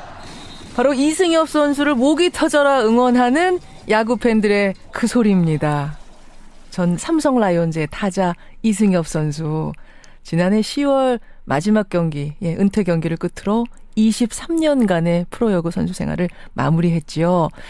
어떻게 지내고 있을까 참 궁금하다. 한번 좀 꼭 뉴스쇼에 모셔달라. 이런 요청이 많았습니다. 저희가요 오늘 드디어 만납니다. 화제 인터뷰 국민 타자 이승엽 선수 연결해보지요. 이승엽 선수 안녕하세요. 예, 안녕하십니까. 엄밀히 따지자면 사실 선수는 아니신데 저는 아직도 선수가 편하네요. 그렇게 불러주시면 감사합니다. 조금 전에 그 팬들 응원 소리 들으셨죠? 예. 기분이 어떠세요? 다시 야구장으로 돌아가고 싶은 생각이 들더라고요. 막 뛰어가고 싶은 생각? 예, 너무 막 가슴이 뛰네요. 어떻게 지내셨어요? 예, 이제 은퇴한 지 이제 3개월이 조금 지났는데요. 예. 구상하고 있었던 거, 제가 해보고 싶었던 걸 준비하고 있는 단계고, 생각보다 100일이 조금 바쁘게 지냈던 것 같습니다. 저는 그냥 편안하게 내려놓고 가족들하고 시간 보내시고 쉬시는 줄 알았는데 그게 아니에요? 예, 그렇게 집에만 있으니까 사실 좀이 좀 많이 쑤시더라고요. 좀이 쑤셔서 사실은 제가 그 질문 드리려고 했어요. 이승엽 선수 하면 여러분 그냥 연습벌레 아닙니까? 연습벌레. 3개월 동안 그 야구 방망이 한 번도 안 잡으셨어요? 아니요. 그러면 제가 너무 다시 돌아가고 싶은 생각이 들 수도 있을 것 같아서. 일부러 안 잡으셨어요? 네. 정말 이제는 현실은 이제 제가 일반인으로 돌아왔기 때문에 꿈을 꾸고 있는 듯한 그런 생각을 가지면 안 될 것 같습니다. 그래서 빨리 현실로 와야 되기 때문에 그래서 그렇게 생각하는 것 같습니다. 그래도 지금도 눈 딱 감으면은 그 타석에 들어서던 순간이 떠오르시죠? 그럼요. 그건 저의 과거는 제가 죽을 때까지 잊지 못할 것이고요. 야구로 통해서 제가 너무나 얻고 사랑받은 게 많기 때문에 그렇죠. 이 야구는 저에게는 정말 죽을 때까지 잊지 못할 직업입니다. 홈런을 딱 쳤을 때 그 기분, 그것도 아직도 선명하세요? 당연합니다. 제가 제일 시즌 은퇴 경기에서 제가 홈런을 2개 쳤거든요. 예, 맞아요. 아직도 그날 기억은 생생합니다. 지금 이승엽 선수 목소리 약간 흔들리는 것 같아요. 옛날이 너무 좋았으니까. 네. 옛날이 너무 좋았으면 조금 더 하시지 왜 은퇴하셨어요? 지금이 딱 최적기고요. 너무 오래 하면 사람들이 또 식상하실 수 있어요. 예. 요만할 때, 미련 가지고 있을 때 사람들이, 팬들이. 예, 맞습니다. 지난해 10월에 여러분 은퇴를 했습니다. 우리 국민타자 이승엽 선수. 새해 들어서 첫 인사 지금 하고 있습니다. 얼마 전에 KBO 신임 총재죠. 정운찬 총재가요. 예. 신인 선수를 모아놓고 투수는 선동열, 타자는 이승엽을 꿈꿔라. 이런 얘기 한 거 아세요? 예, 언론 인터뷰를 통해서 들었습니다. 보셨죠. 이런 얘기 들으면 어떠세요? 너무나 감사하고 사실 책임감도 많이 느끼거든요. 책임감도. 예, 더 좋은 일만 해야 된다고 그런 부담감은 좀 생기지만 어쨌든 기분은 너무 좋습니다. 너무 좋고. 그런가 하면 메이저리그에서 한국으로 복귀한 박병호 선수가 이승엽 선배 기록에 나 도전해보겠다. 이런 꿈을 밝히기도 했습니다. 어떻게 기대해볼 만합니까? 이승엽 선수 기록에 도전해서 깰 수 있겠습니까? 박병호 선수는 사실 후배지만 저는 그 선수의 팬입니다. 팬이고 그래요? 예, 제가 가지고 있는 홈런 기록을 깨줬으면 하는 바람이 있다고 제가 한번 말을 한 적이 있거든요. 박병호 선수한테 직접? 예. KBO에서만 통산 467홈런 치셨잖아요. 얼마나 더 깨면 되겠습니까, 박병호 선수가? 해야 될 게 많기 때문에 500홈런은 꼭 쳐주세요. 500홈런. 박병호 선수 어깨 무거워지는데요. 500 쳐줬으면 좋겠다라는 이승엽 선배의 당부. 근데 이승엽 선수님. 예. 어쩜 이렇게 바른 생활 사나이 같으세요? 저요? 예. 아닙니다. 이승엽 선수 하면은 자기 관리. 그렇게 일찍 성공한 선수들 주변에는 많은 유혹이 따르게 돼 있습니다. 여러 종류의 유혹들. 그런 유혹의 손길이 올 때도 있었을 거 아니에요? 근데 저는 좀 아버님이 좀 무서웠습니다. 아버님이. 뭐라고 교육하셨어요, 아버님이? 예전에는 술, 담배는 전혀 안 되고. 전혀? 예, 도박도 안 되고. 예, 운동만 열심히 해야 되고 선배들에게 인사 잘해야 되고 이런 걸 어렸을 때부터 많이 교육을 받았기 때문에 귀에 못이 박히도록 아버지한테 받은 그 교육이 그냥 말하자면 야구 인생 전반을 좌우한 거군요. 맞습니다. 정말 철저한 자기관리. 근데 요즘 이제 야구 선수들 보면 도박이며 승부 조작이며 여러 가지 인성 문제며 이런저런 논란에 휩쓸리는 경우들이 좀 있습니다. 덜어 있었습니다. 예. 그런 후배들 보면서는 안타까운 생각 드셨을 것 같아요. 예, 많이 안타깝죠. 많이 안타깝고 저희는 사실 어떻게 보면은 어렸을 때부터 운동을 이제 거의 중점적으로 했기 때문에 그렇죠. 그런 교육을 받을 수 있는 시간이 조금 부족했다고 생각을 합니다. 철저한 교육도 필요할 것이며 예. 후배 선수들이 어떤 행동을 하든지 조금만 더 앞으로 미래가 어떻게 될까 하는 생각을 한 번만 하고 행동에 옮긴다면은 좀 그런 실수를 좀 줄일 수 있지 않을까 생각합니다. 이것으로 인해서 어떻게 될 것인가를 한 번만 되뇌어라. 그러면 자제가 될 거다. 예, 딱 한 번이라고 생각합니다. 딱 한 번만요. 그래요. 예. 그래요. 그래서인지 이승엽 선수가 그 후배 야구 선수들, 청소년 야구 선수들을 돕기 위한 야구 장학재단을 준비하고 계시다면서요. 예, 맞습니다. 지금 사실 이것 때문에 좀 정신이 없고요. 예. 제가 3월 달에 이제 출범식을 목표로 열심히 뛰고 있고, 분명히 어린 선수들도 도움이 필요한 선수들이 분명히 있을 거거든요. 예. 제가 조금이라도 도움이 되고 그 선수들이 나아가서 좋은 훌륭한 선수보다는 훌륭한 사람이 되었을 때 저의 그 뿌듯함은 배가 될 거라고 생각하고 지금 준비를 하고 있습니다. 은혁이하고 은혁이 지금 몇 살이죠, 두 아들이? 지금 이제 14살, 8살. 14살, 8살. 혹시 야구 선수로 만들 생각은 없으세요? 둘 중에 하나 정도? 너무 힘든 걸 알기 때문에. 예, 그리고 또 아빠가 또 유명한 야구 선수였기 때문에 본인이 받을 스트레스가 많을 거라고 생각하기 때문에 본인의 의중에 맡기겠지만 저 권유하고 싶은 생각은 전혀 없습니다. 너무 딱 잘라서 전혀 권유하고 싶은 생각. 이승엽 선수가 이 대스타가 될 때까지 얼마나 힘든 과정을 거쳤을지 여러분 상상이 되시죠? 아직 많지 않은 나이에 은퇴하셨기 때문에 다른 꿈을 꾸고 계실 것 같아요. 어떤 꿈?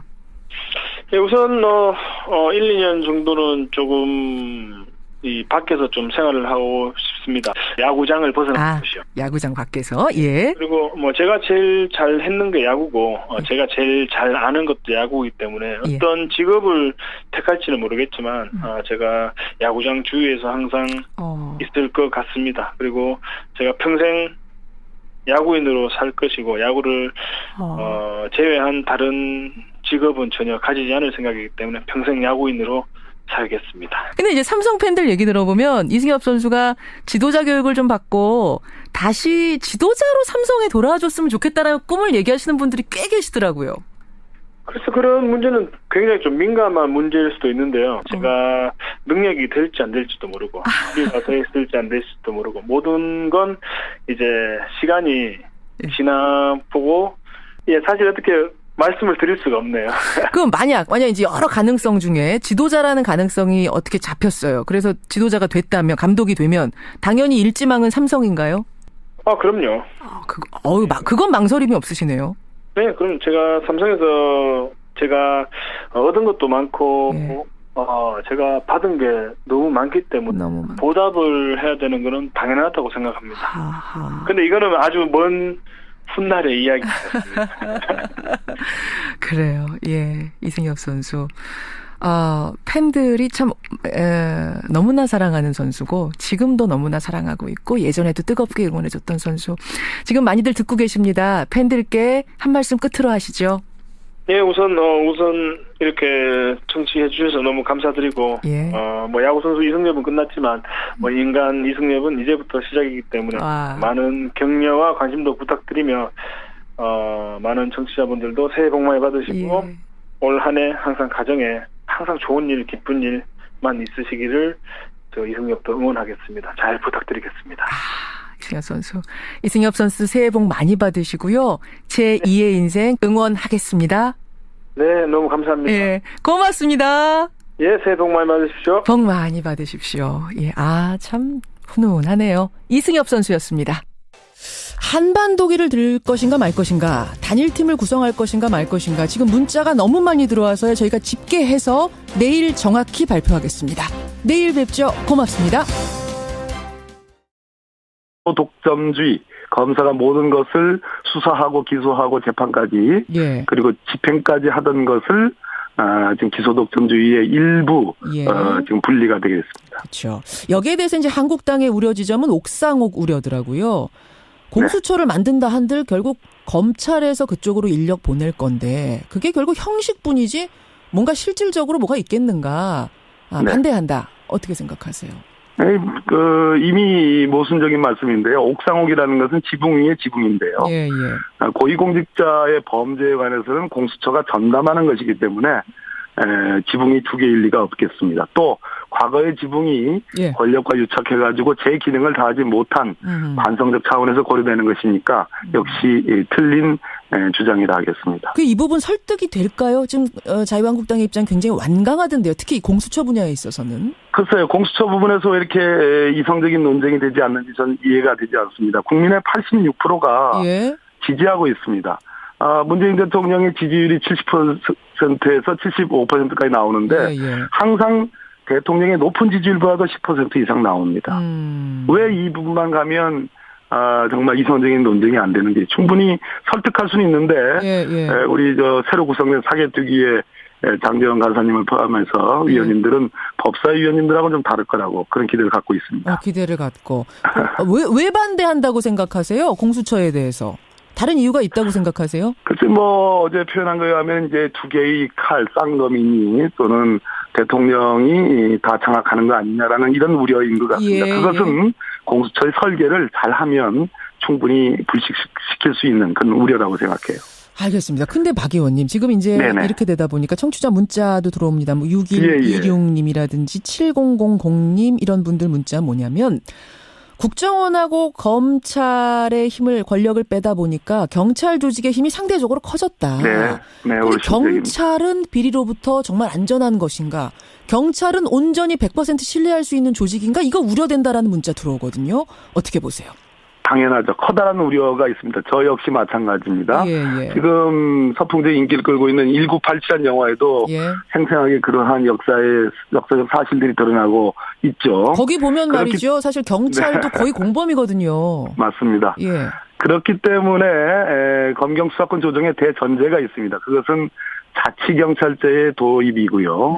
또 하나는 소위 수사경찰과 행정경찰의 분리입니다. 그러니까 쪼갠다는 거예요. 내부의 힘을 내부에서 쪼개서 분산시키겠다. 2012년으로 가보면 2012년 12월 그날이 16일인가였을 겁니다. 김용판 서울경찰청장이 수서경찰서에 소위 지시 압력을 가해가지고 압수수색 못하게 했다라는 그러한 의혹들이 나옵니다. 그런 걸 못하게 하겠다는 겁니다.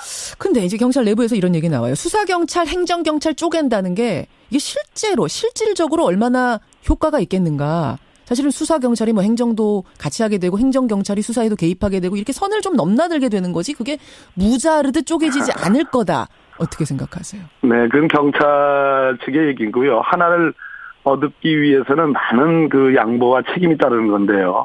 너무 욕심꾸러기가 되지 않았으면 좋겠습니다. 경찰이. 이 좋은 기회에 과도한 욕심을 인해서 정말 얻을 수 있는 것을 얻지 못하는 그러한 과오는 범하지 않았으면 좋겠다 하는 그런 충고의 말씀을 드립니다. 또 수사경찰, 행정경찰 나눈다고 한들 그리고 자치경찰제를 한다고 한들 정말 경찰이 괴물되는 걸 이것만으로 막을 수 있겠는가라는 우려도 꽤 많이 들어오거든요. 그러니까 경찰 내부의 일종의 기관 견제와 균형, 기관의 분리, 권한의 분리, 견제와 균형의 시스템을 도입하는 건데요. 또 하나는 경찰위원회를 제대로 감시 감독 기구로 격상해서 실제로 하는 것도 또 들어가 있습니다. 결국 이제 국회 사개특위가 하실 일이 많게 됐어요, 보니까. 사실 엄청나게 많죠. 청와대가 낸 개편안에 부족한 점들도 보완해야 되고 여러 가지를 해야 되는데 장제원 자유한국당 의원은 이런 얘기했습니다. 간사하세요. 청와대가 이렇게 먼저 가이드라인을 내버리면 어떡하느냐. 이거는 사개특위를 좀 무력화하려는 거 아니냐. 어떻게 생각하십니까? 출퇴근길 대중교통이 무료입니다. 그럼 언제까지가 무료예요? 그 시간대로 따지면요. 대상은 첫 차부터 오전 9시 그리고 오후 6시부터 9시까지 이용할 수 있는 버스 그리고 지하철인데요. 다만 경기와 인천 지역 대중교통에는 적용이 안 된다는 점, 이 점 유의하셔야 되겠습니다. 여기까지 오늘의 포인트 김정훈 기자 수고하셨습니다. 네. 헌법 제1조의 정신에 따라 권력기관은 국민을 위해 봉사하도록 거듭나야 합니다. 첫째, 수사권 조정. 둘째, 고위공직자 수사의 이관. 셋째, 직접 수사의 축소. 이제부터 국회의 시간입니다. 청와대가 어제 발표한 검찰, 경찰, 국정원 등 3대 권력기관에 대한 개혁안. 한마디로 요약하자면요. 국정원과 검찰의 힘을 뺀다는 겁니다. 그리고 상대적으로 비대해지게 되는 경찰은 내부를 쪼개는 방식으로 힘을 관리하겠다. 이겁니다. 글쎄요, 뭐 이렇게만 말씀드리면 이해가 쉽지 않으시죠? 이분과 함께 구체적으로 어떻게 바뀌는지 또 일각에서 나오는 우려점들 짚어보겠습니다. 판사 출신입니다. 더불어민주당 박범계 의원 연결해보죠. 박범계 의원님 안녕하세요. 네, 안녕하세요. 반갑습니다. 이번 개혁안 박 의원님은 어떻게 평가하세요? 네, 말 그대로 문재인 정부의 국정 운영에 있어서 국민 주권주의 시대를 저는 선언한 것이다. 이렇게 평가를 합니다. 찬성, 우리 역사, 우리 역사에서 해방 이후에 언제나 그 정치 권력과 유착된 파워 엘리트 그룹이 있어 왔죠. 그래서 해방 직후에는 경찰의 시대가 있었고요. 이승만 정권 때요. 그다음에 5.16 군사 쿠데타 이후에는 군부의 시대, 그리고 검사의 시대로 이어졌습니다. 이제는 문재인 정부에서 이러한 권력기관의 권한을 재분배해서 권력기관 간의 견제와 균형을 통해 권한의 남용을 허락하지 않겠다. 이런 선언이라고 저는 봅니다. 자, 그럼 좀 하나하나 보죠. 먼저 네네, 그럴까요? 국정원의 힘은 어떻게 빼느냐. 국정원의 대공수사 기능을 전부 경찰로 넘긴다는 겁니다. 이제 오로지 국정원은 대북 정보하고 해외 정보 수집만 해라 이런 거죠? 네네. 힘을 뺀다는 관점보다는 원래 대북과 해외는 너무나 중요한 일들이 많습니다. 이미 전 세계적인 글로벌 시대가 됐고요. 하루나절에 전 세계를 돌아다닐 수 있는 그런 정보와 교통, 통신의 시대가 됐습니다. 그렇기 때문에 국정원이 대북, 해외에만 전념을 해도 지금 모자라는 상황이기 때문에 국내 정치 개입이라든지 또는 대공수사를 다른 쪽으로 국내 정치 개입을 할 수 없고 대공수사는 경찰 쪽으로 이관하는 것으로 그렇게 평가하면 되겠습니다. 자유한국당의 핵심 반대 지점이 이 지점이더라고요. 국정원의 핵심 기능이 대공수사인데 그거 빼면 아예 국정원 해체하라는 소리다. 그리고 이 분야에 있어서 지금까지 경찰의 노하우라든지 정보력은 국정원하고 비교가 안 되는데 과연 경찰이 이걸 감당해낼 수 있겠는가? 어떻게 보세요? 국정원의 기존의 대공수사를 담당했던 그러한 조직 부서가 없어지는 건 아닙니다. 기본적으로 대공수사의 전제가 될 만한 첩보와 정보 업무는 그대로 하는 거고요. 예. 그 이후의 단계에서 소위 수사, 사법적 처리를 위한 수사라는 그런 영역을 경찰에게 이관한다. 이미 경찰도 그동안 대공수사 역량들을 갖춰왔습니다. 물론 권한의 남용이 있어왔죠.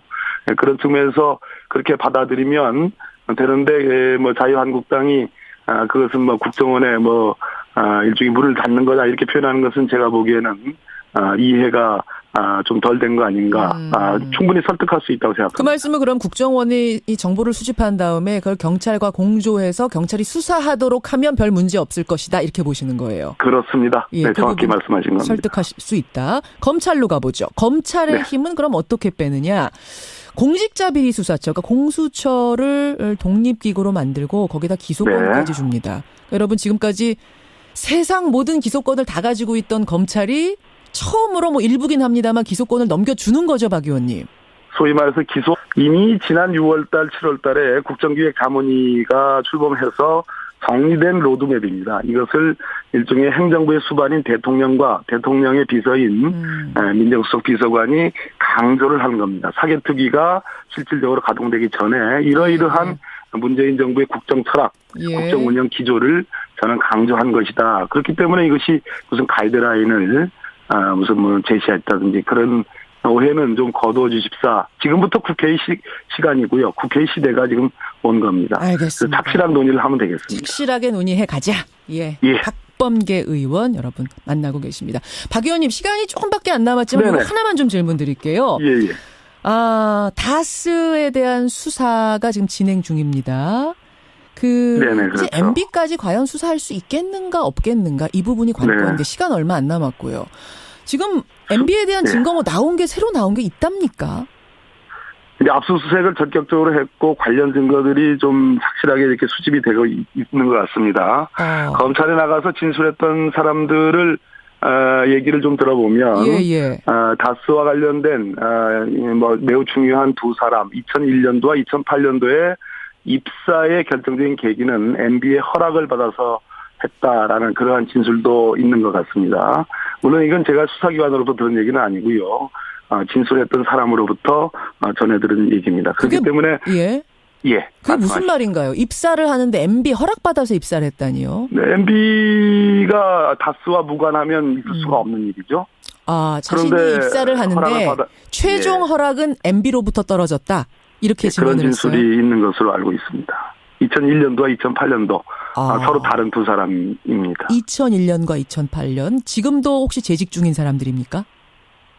한 분은 그런 것 같고요. 한 분은 아닌 것 같습니다. 그 사람들의 진술은 그 당시 본인들이 느끼기에는 MB가 실소유주였다. 이런 의미로 그런 취지의 진술이고요. 그 사람의 진술은 매우 구체적이고 매우 뭐 아주 직접적인 그러한 진술들이기 때문에 검찰 수사에 하나의 기초가 되고 있는 것 같습니다. 매우 구체적인 거 조금만 더 소개해 주세요. 그냥 입사할 때 허락받았다 정도가 아니라 조금 더 나온 게 있군요. 네, 저는 구체적인 내용들을 들었습니다. 그러나 수사가 지금 한창 진행 중이고 그렇기 때문에 이 정도로 설명드리는 걸로 좀 이해를 좀. 자, 그럼 박 의원님 그거 들으셨을 때 지금 뭐 소개는 못 하신다고 하셨는데 들었을 때 이거는 뭐 속된 말로 빼박 MB가 이명박 전 대통령이 소유주일 수밖에 없겠구나라고 느끼실 정도였어요? 6가지 정도를 제가 들었는데요. 그러한 내용들은 다 구체성을 갖고 있고 시점도 있고 정황적으로도 보강이 되는 그런 측면이기 때문에 검찰이 수사하지 않을 수 없는 상황이다. 이 정도로 저는 판단을 했습니다. 여기까지 확인하겠습니다. 고맙습니다. 네, 감사합니다. 판사 출신입니다. 더불어민주당 박범계 의원이었습니다.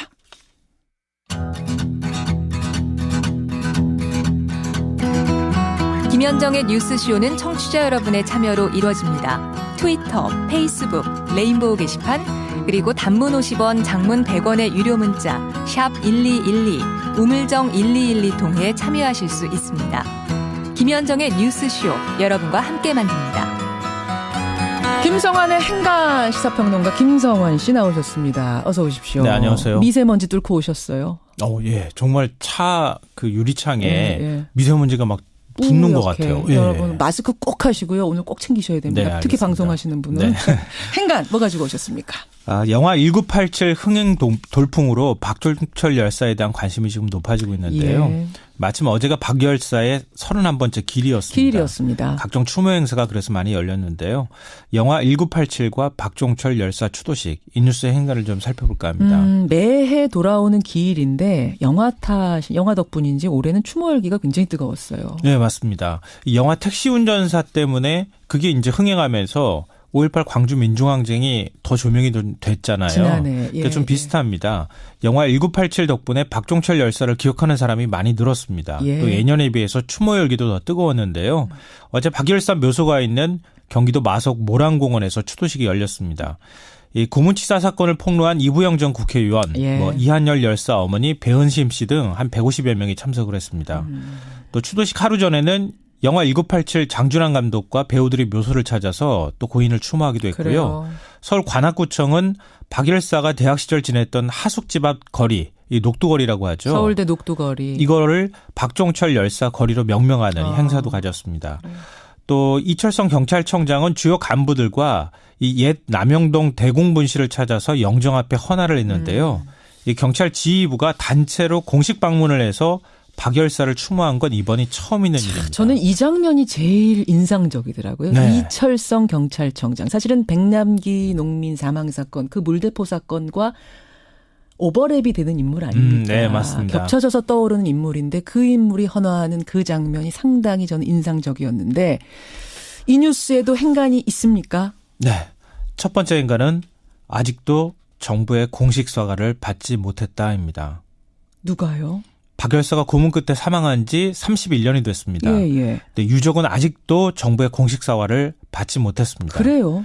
강산이 3번이 바뀌고도 남은 시간이 흐르고 정권은 무려 7번이나 바뀌었습니다. 그런데도 정부의 공식 사과는 단 한 번도 나온 적이 없습니다. 아니 2009년인가요? 그때 그 과거사정리위원회가 고문치사 사건 조사했잖아요. 네네. 정부와 검찰이 유족에게 사과하라 당시에 권고도 했잖아요. 했는데 강간무소식입니다. 정권이 바뀌어서 이번에는 사과받을 수 있을까 이렇게 유족들이 기대를 했었던 것 같은데요. 청와대는 올해도 논의하거나 계획된 바 없다 이렇게 밝히고 있습니다. 그러니까 박 열사 아버지 박정기 씨가 올해 90세입니다. 연세가. 건강이 안 좋아서 요양병원에 지금 입원 중에 있거든요. 그래서 기념사업회 측이 이렇게 얘기를 합니다.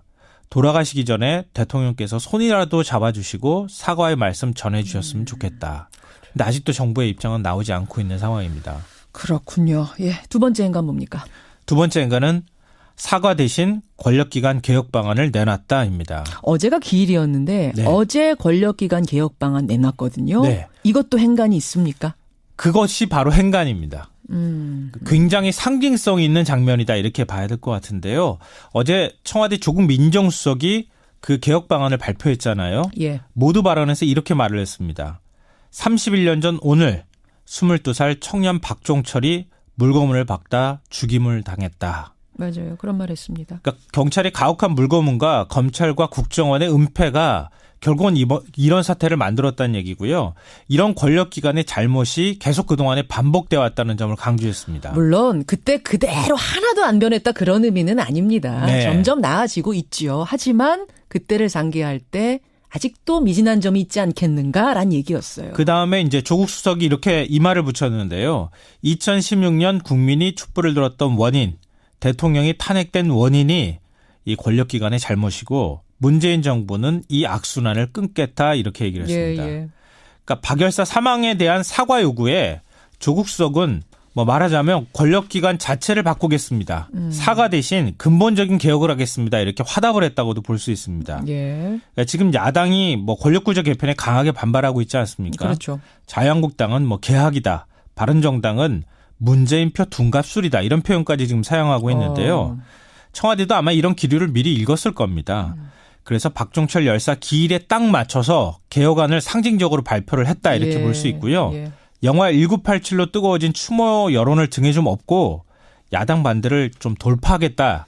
이런 아마 정치적 의도를 좀 담고 있었던 거 아닌가 싶습니다. 어제 내놓은 개혁안이 새로운 건 아니에요. 대선 때부터 다 나왔던 거잖아요. 네, 맞아요. 예, 대통령이 약속을 했던 거기 때문에 야당이 반대할 거란 건 이미 알고 있었을 거고 결국은 여론의 지지가 중요하다는 걸 지금 알고 있는 거예요. 그렇죠. 예, 그래서 김현정의 뉴스 쇼.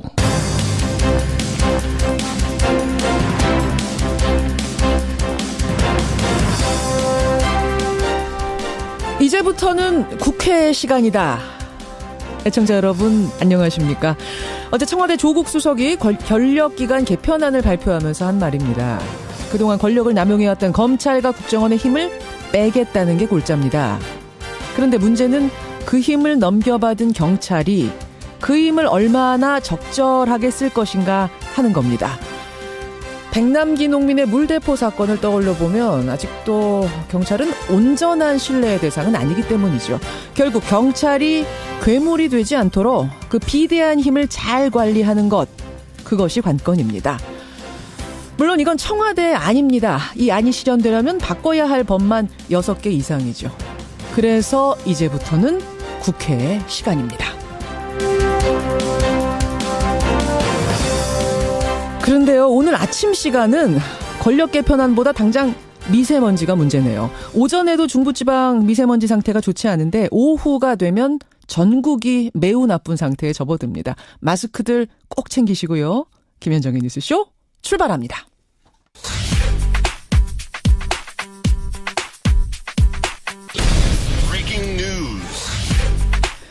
김현정의 뉴스쇼가 주목한 오늘의 포인트 김정훈 기자 나와 있습니다. 어서 오세요, 김 기자. 네. 월요일 아침 오늘 첫 포인트 뭐부터 볼까요? 네, 판문점 찾는 현송월입니다. 예, 오늘 남북이 판문점에서 다시 만나죠? 네, 평창올림픽 북한 예술단 파견을 위한 실무 접촉이죠. 예술단부터 논의하는 거예요? 네, 특히 눈길을 끄는 건 북한의 현송월입니다. 예. 관현악단 단장 자격인데 북한판 걸그룹이라고 불리는 모란봉악단의 단장으로도 유명하죠. 그렇죠. 과거 김정은과의 연문설이 돌기도 했고요. 지난해에는 노동당 중앙위원회 후보위원에 오르면서 세일을 과시했습니다. 예. 또 2015년 모란봉악단이 중국 베이징 친선 공연 직전에 돌연 이를 취소해서 뒷말을 놨던 거 그거 기억하실 텐데 기억해요. 당시 현송월은 김정은을 찬양하는 노래 또 핵미사일 발사 영상을 빼달라는 중국의 요구에 원수님 작품은 저만 하나 뺄 수 없다. 이렇게 말하면서 그렇게 결정을 했다는 것이죠. 그렇죠. 이번 실무 접촉에서는 평창을 찾을 북한 예술단의 구성 또 공연 일정 대한 논의가 주로 이어질 텐데요. 예. 이러한 모란봉 악단이 포함될지도 관심입니다. 예. 그리고 남북 공동 입장 문제, 남북 단일팀 문제 이런 것도 이제 차례로 논의가 될 텐데 오늘 2부에서는 그 문제 한번 얘기를 해보겠습니다. 두 번째 포인트 가죠? 네, 다스 120억 수사의 직무 유기입니다. 어제 BBK 의혹을 수사했던 정호영 전 특검, 그러니까 지금 변호사입니다. 정호영 변호사가 부실 수사 논란에 대해서 정면 반박하는 기자회견을 했어요. 네, 10년 전이죠. 이명박 대통령 당선인을 상대로 수사했던 정호영 전 특검이 다스 120억 횡령 사건 은폐 의혹을 반박하고 나선 건데요. 예. 격리 직원이 횡령했다는 비자금 120억이요. 이거는 다스의 실소유주가 누구냐를 가리는데 중요한 열쇠가 되는 지점이거든요. 그렇죠. 그런데 정호영 특검팀은 수사 결과를 발표하면서 이 비자금의 존재를 공개하지 않았고요. 이후 은폐 논란을 샀습니다. 예. 이에 대해서 어제 정호영 전 특검은 특검 수사 대상이 아닌 횡령 사건을 거론할 경우에는 정쟁과 국론 분열을 일으킬까 봐 공개하지 않았다 이렇게 해명을 했거든요. 그러니까 그 당시로서는 본인이 보기엔 이건 개인 횡령이었다 이거잖아요. 그렇습니다. 예. 수사 대상도 아니었고요. 특검 수사 대상도 아니었고요. 예. 그러면서 수사 자료는 검찰에 인계를 했다는데. 검찰이 더 수사하시오라고 인계를 했는데. 그렇습니다. 근데 검찰은 구체적으로 무엇을 인계받은지 알 수가 없어서 후속 수사를 할 수 없었다는 입장을 내놨습니다. 근데 뭐 국민 입장에서는 특검이든 검찰이든 어쨌든 직무를 유기했다고밖에 볼 수가 없는 대목이죠. 그렇죠. 예, 이 의혹 처음부터 다시 따져봐야 되는 상황이 됐는데 공소시효 만료가 다음 달 21일 아니에요. 네. 얼마 남지도 않아서 이게 제대로 될지 걱정입니다. 마지막 포인트 가죠. 네, 출퇴근 공짜 만든 미세먼지입니다. 아까 제가 미세먼지 말씀드렸는데 지금 오늘 출근하는데 벌써 하늘이 좀 뿌연 상태예요. 네, 중국발 미세먼지가 비상입니다. 오늘 수도권과 충청권 등 전국 곳곳에서 미세먼지 농도가 나쁨을 기록할 것으로 보이고요. 예. 서울은 미세먼지 비상저감 조치를 발령했습니다. 이에 따라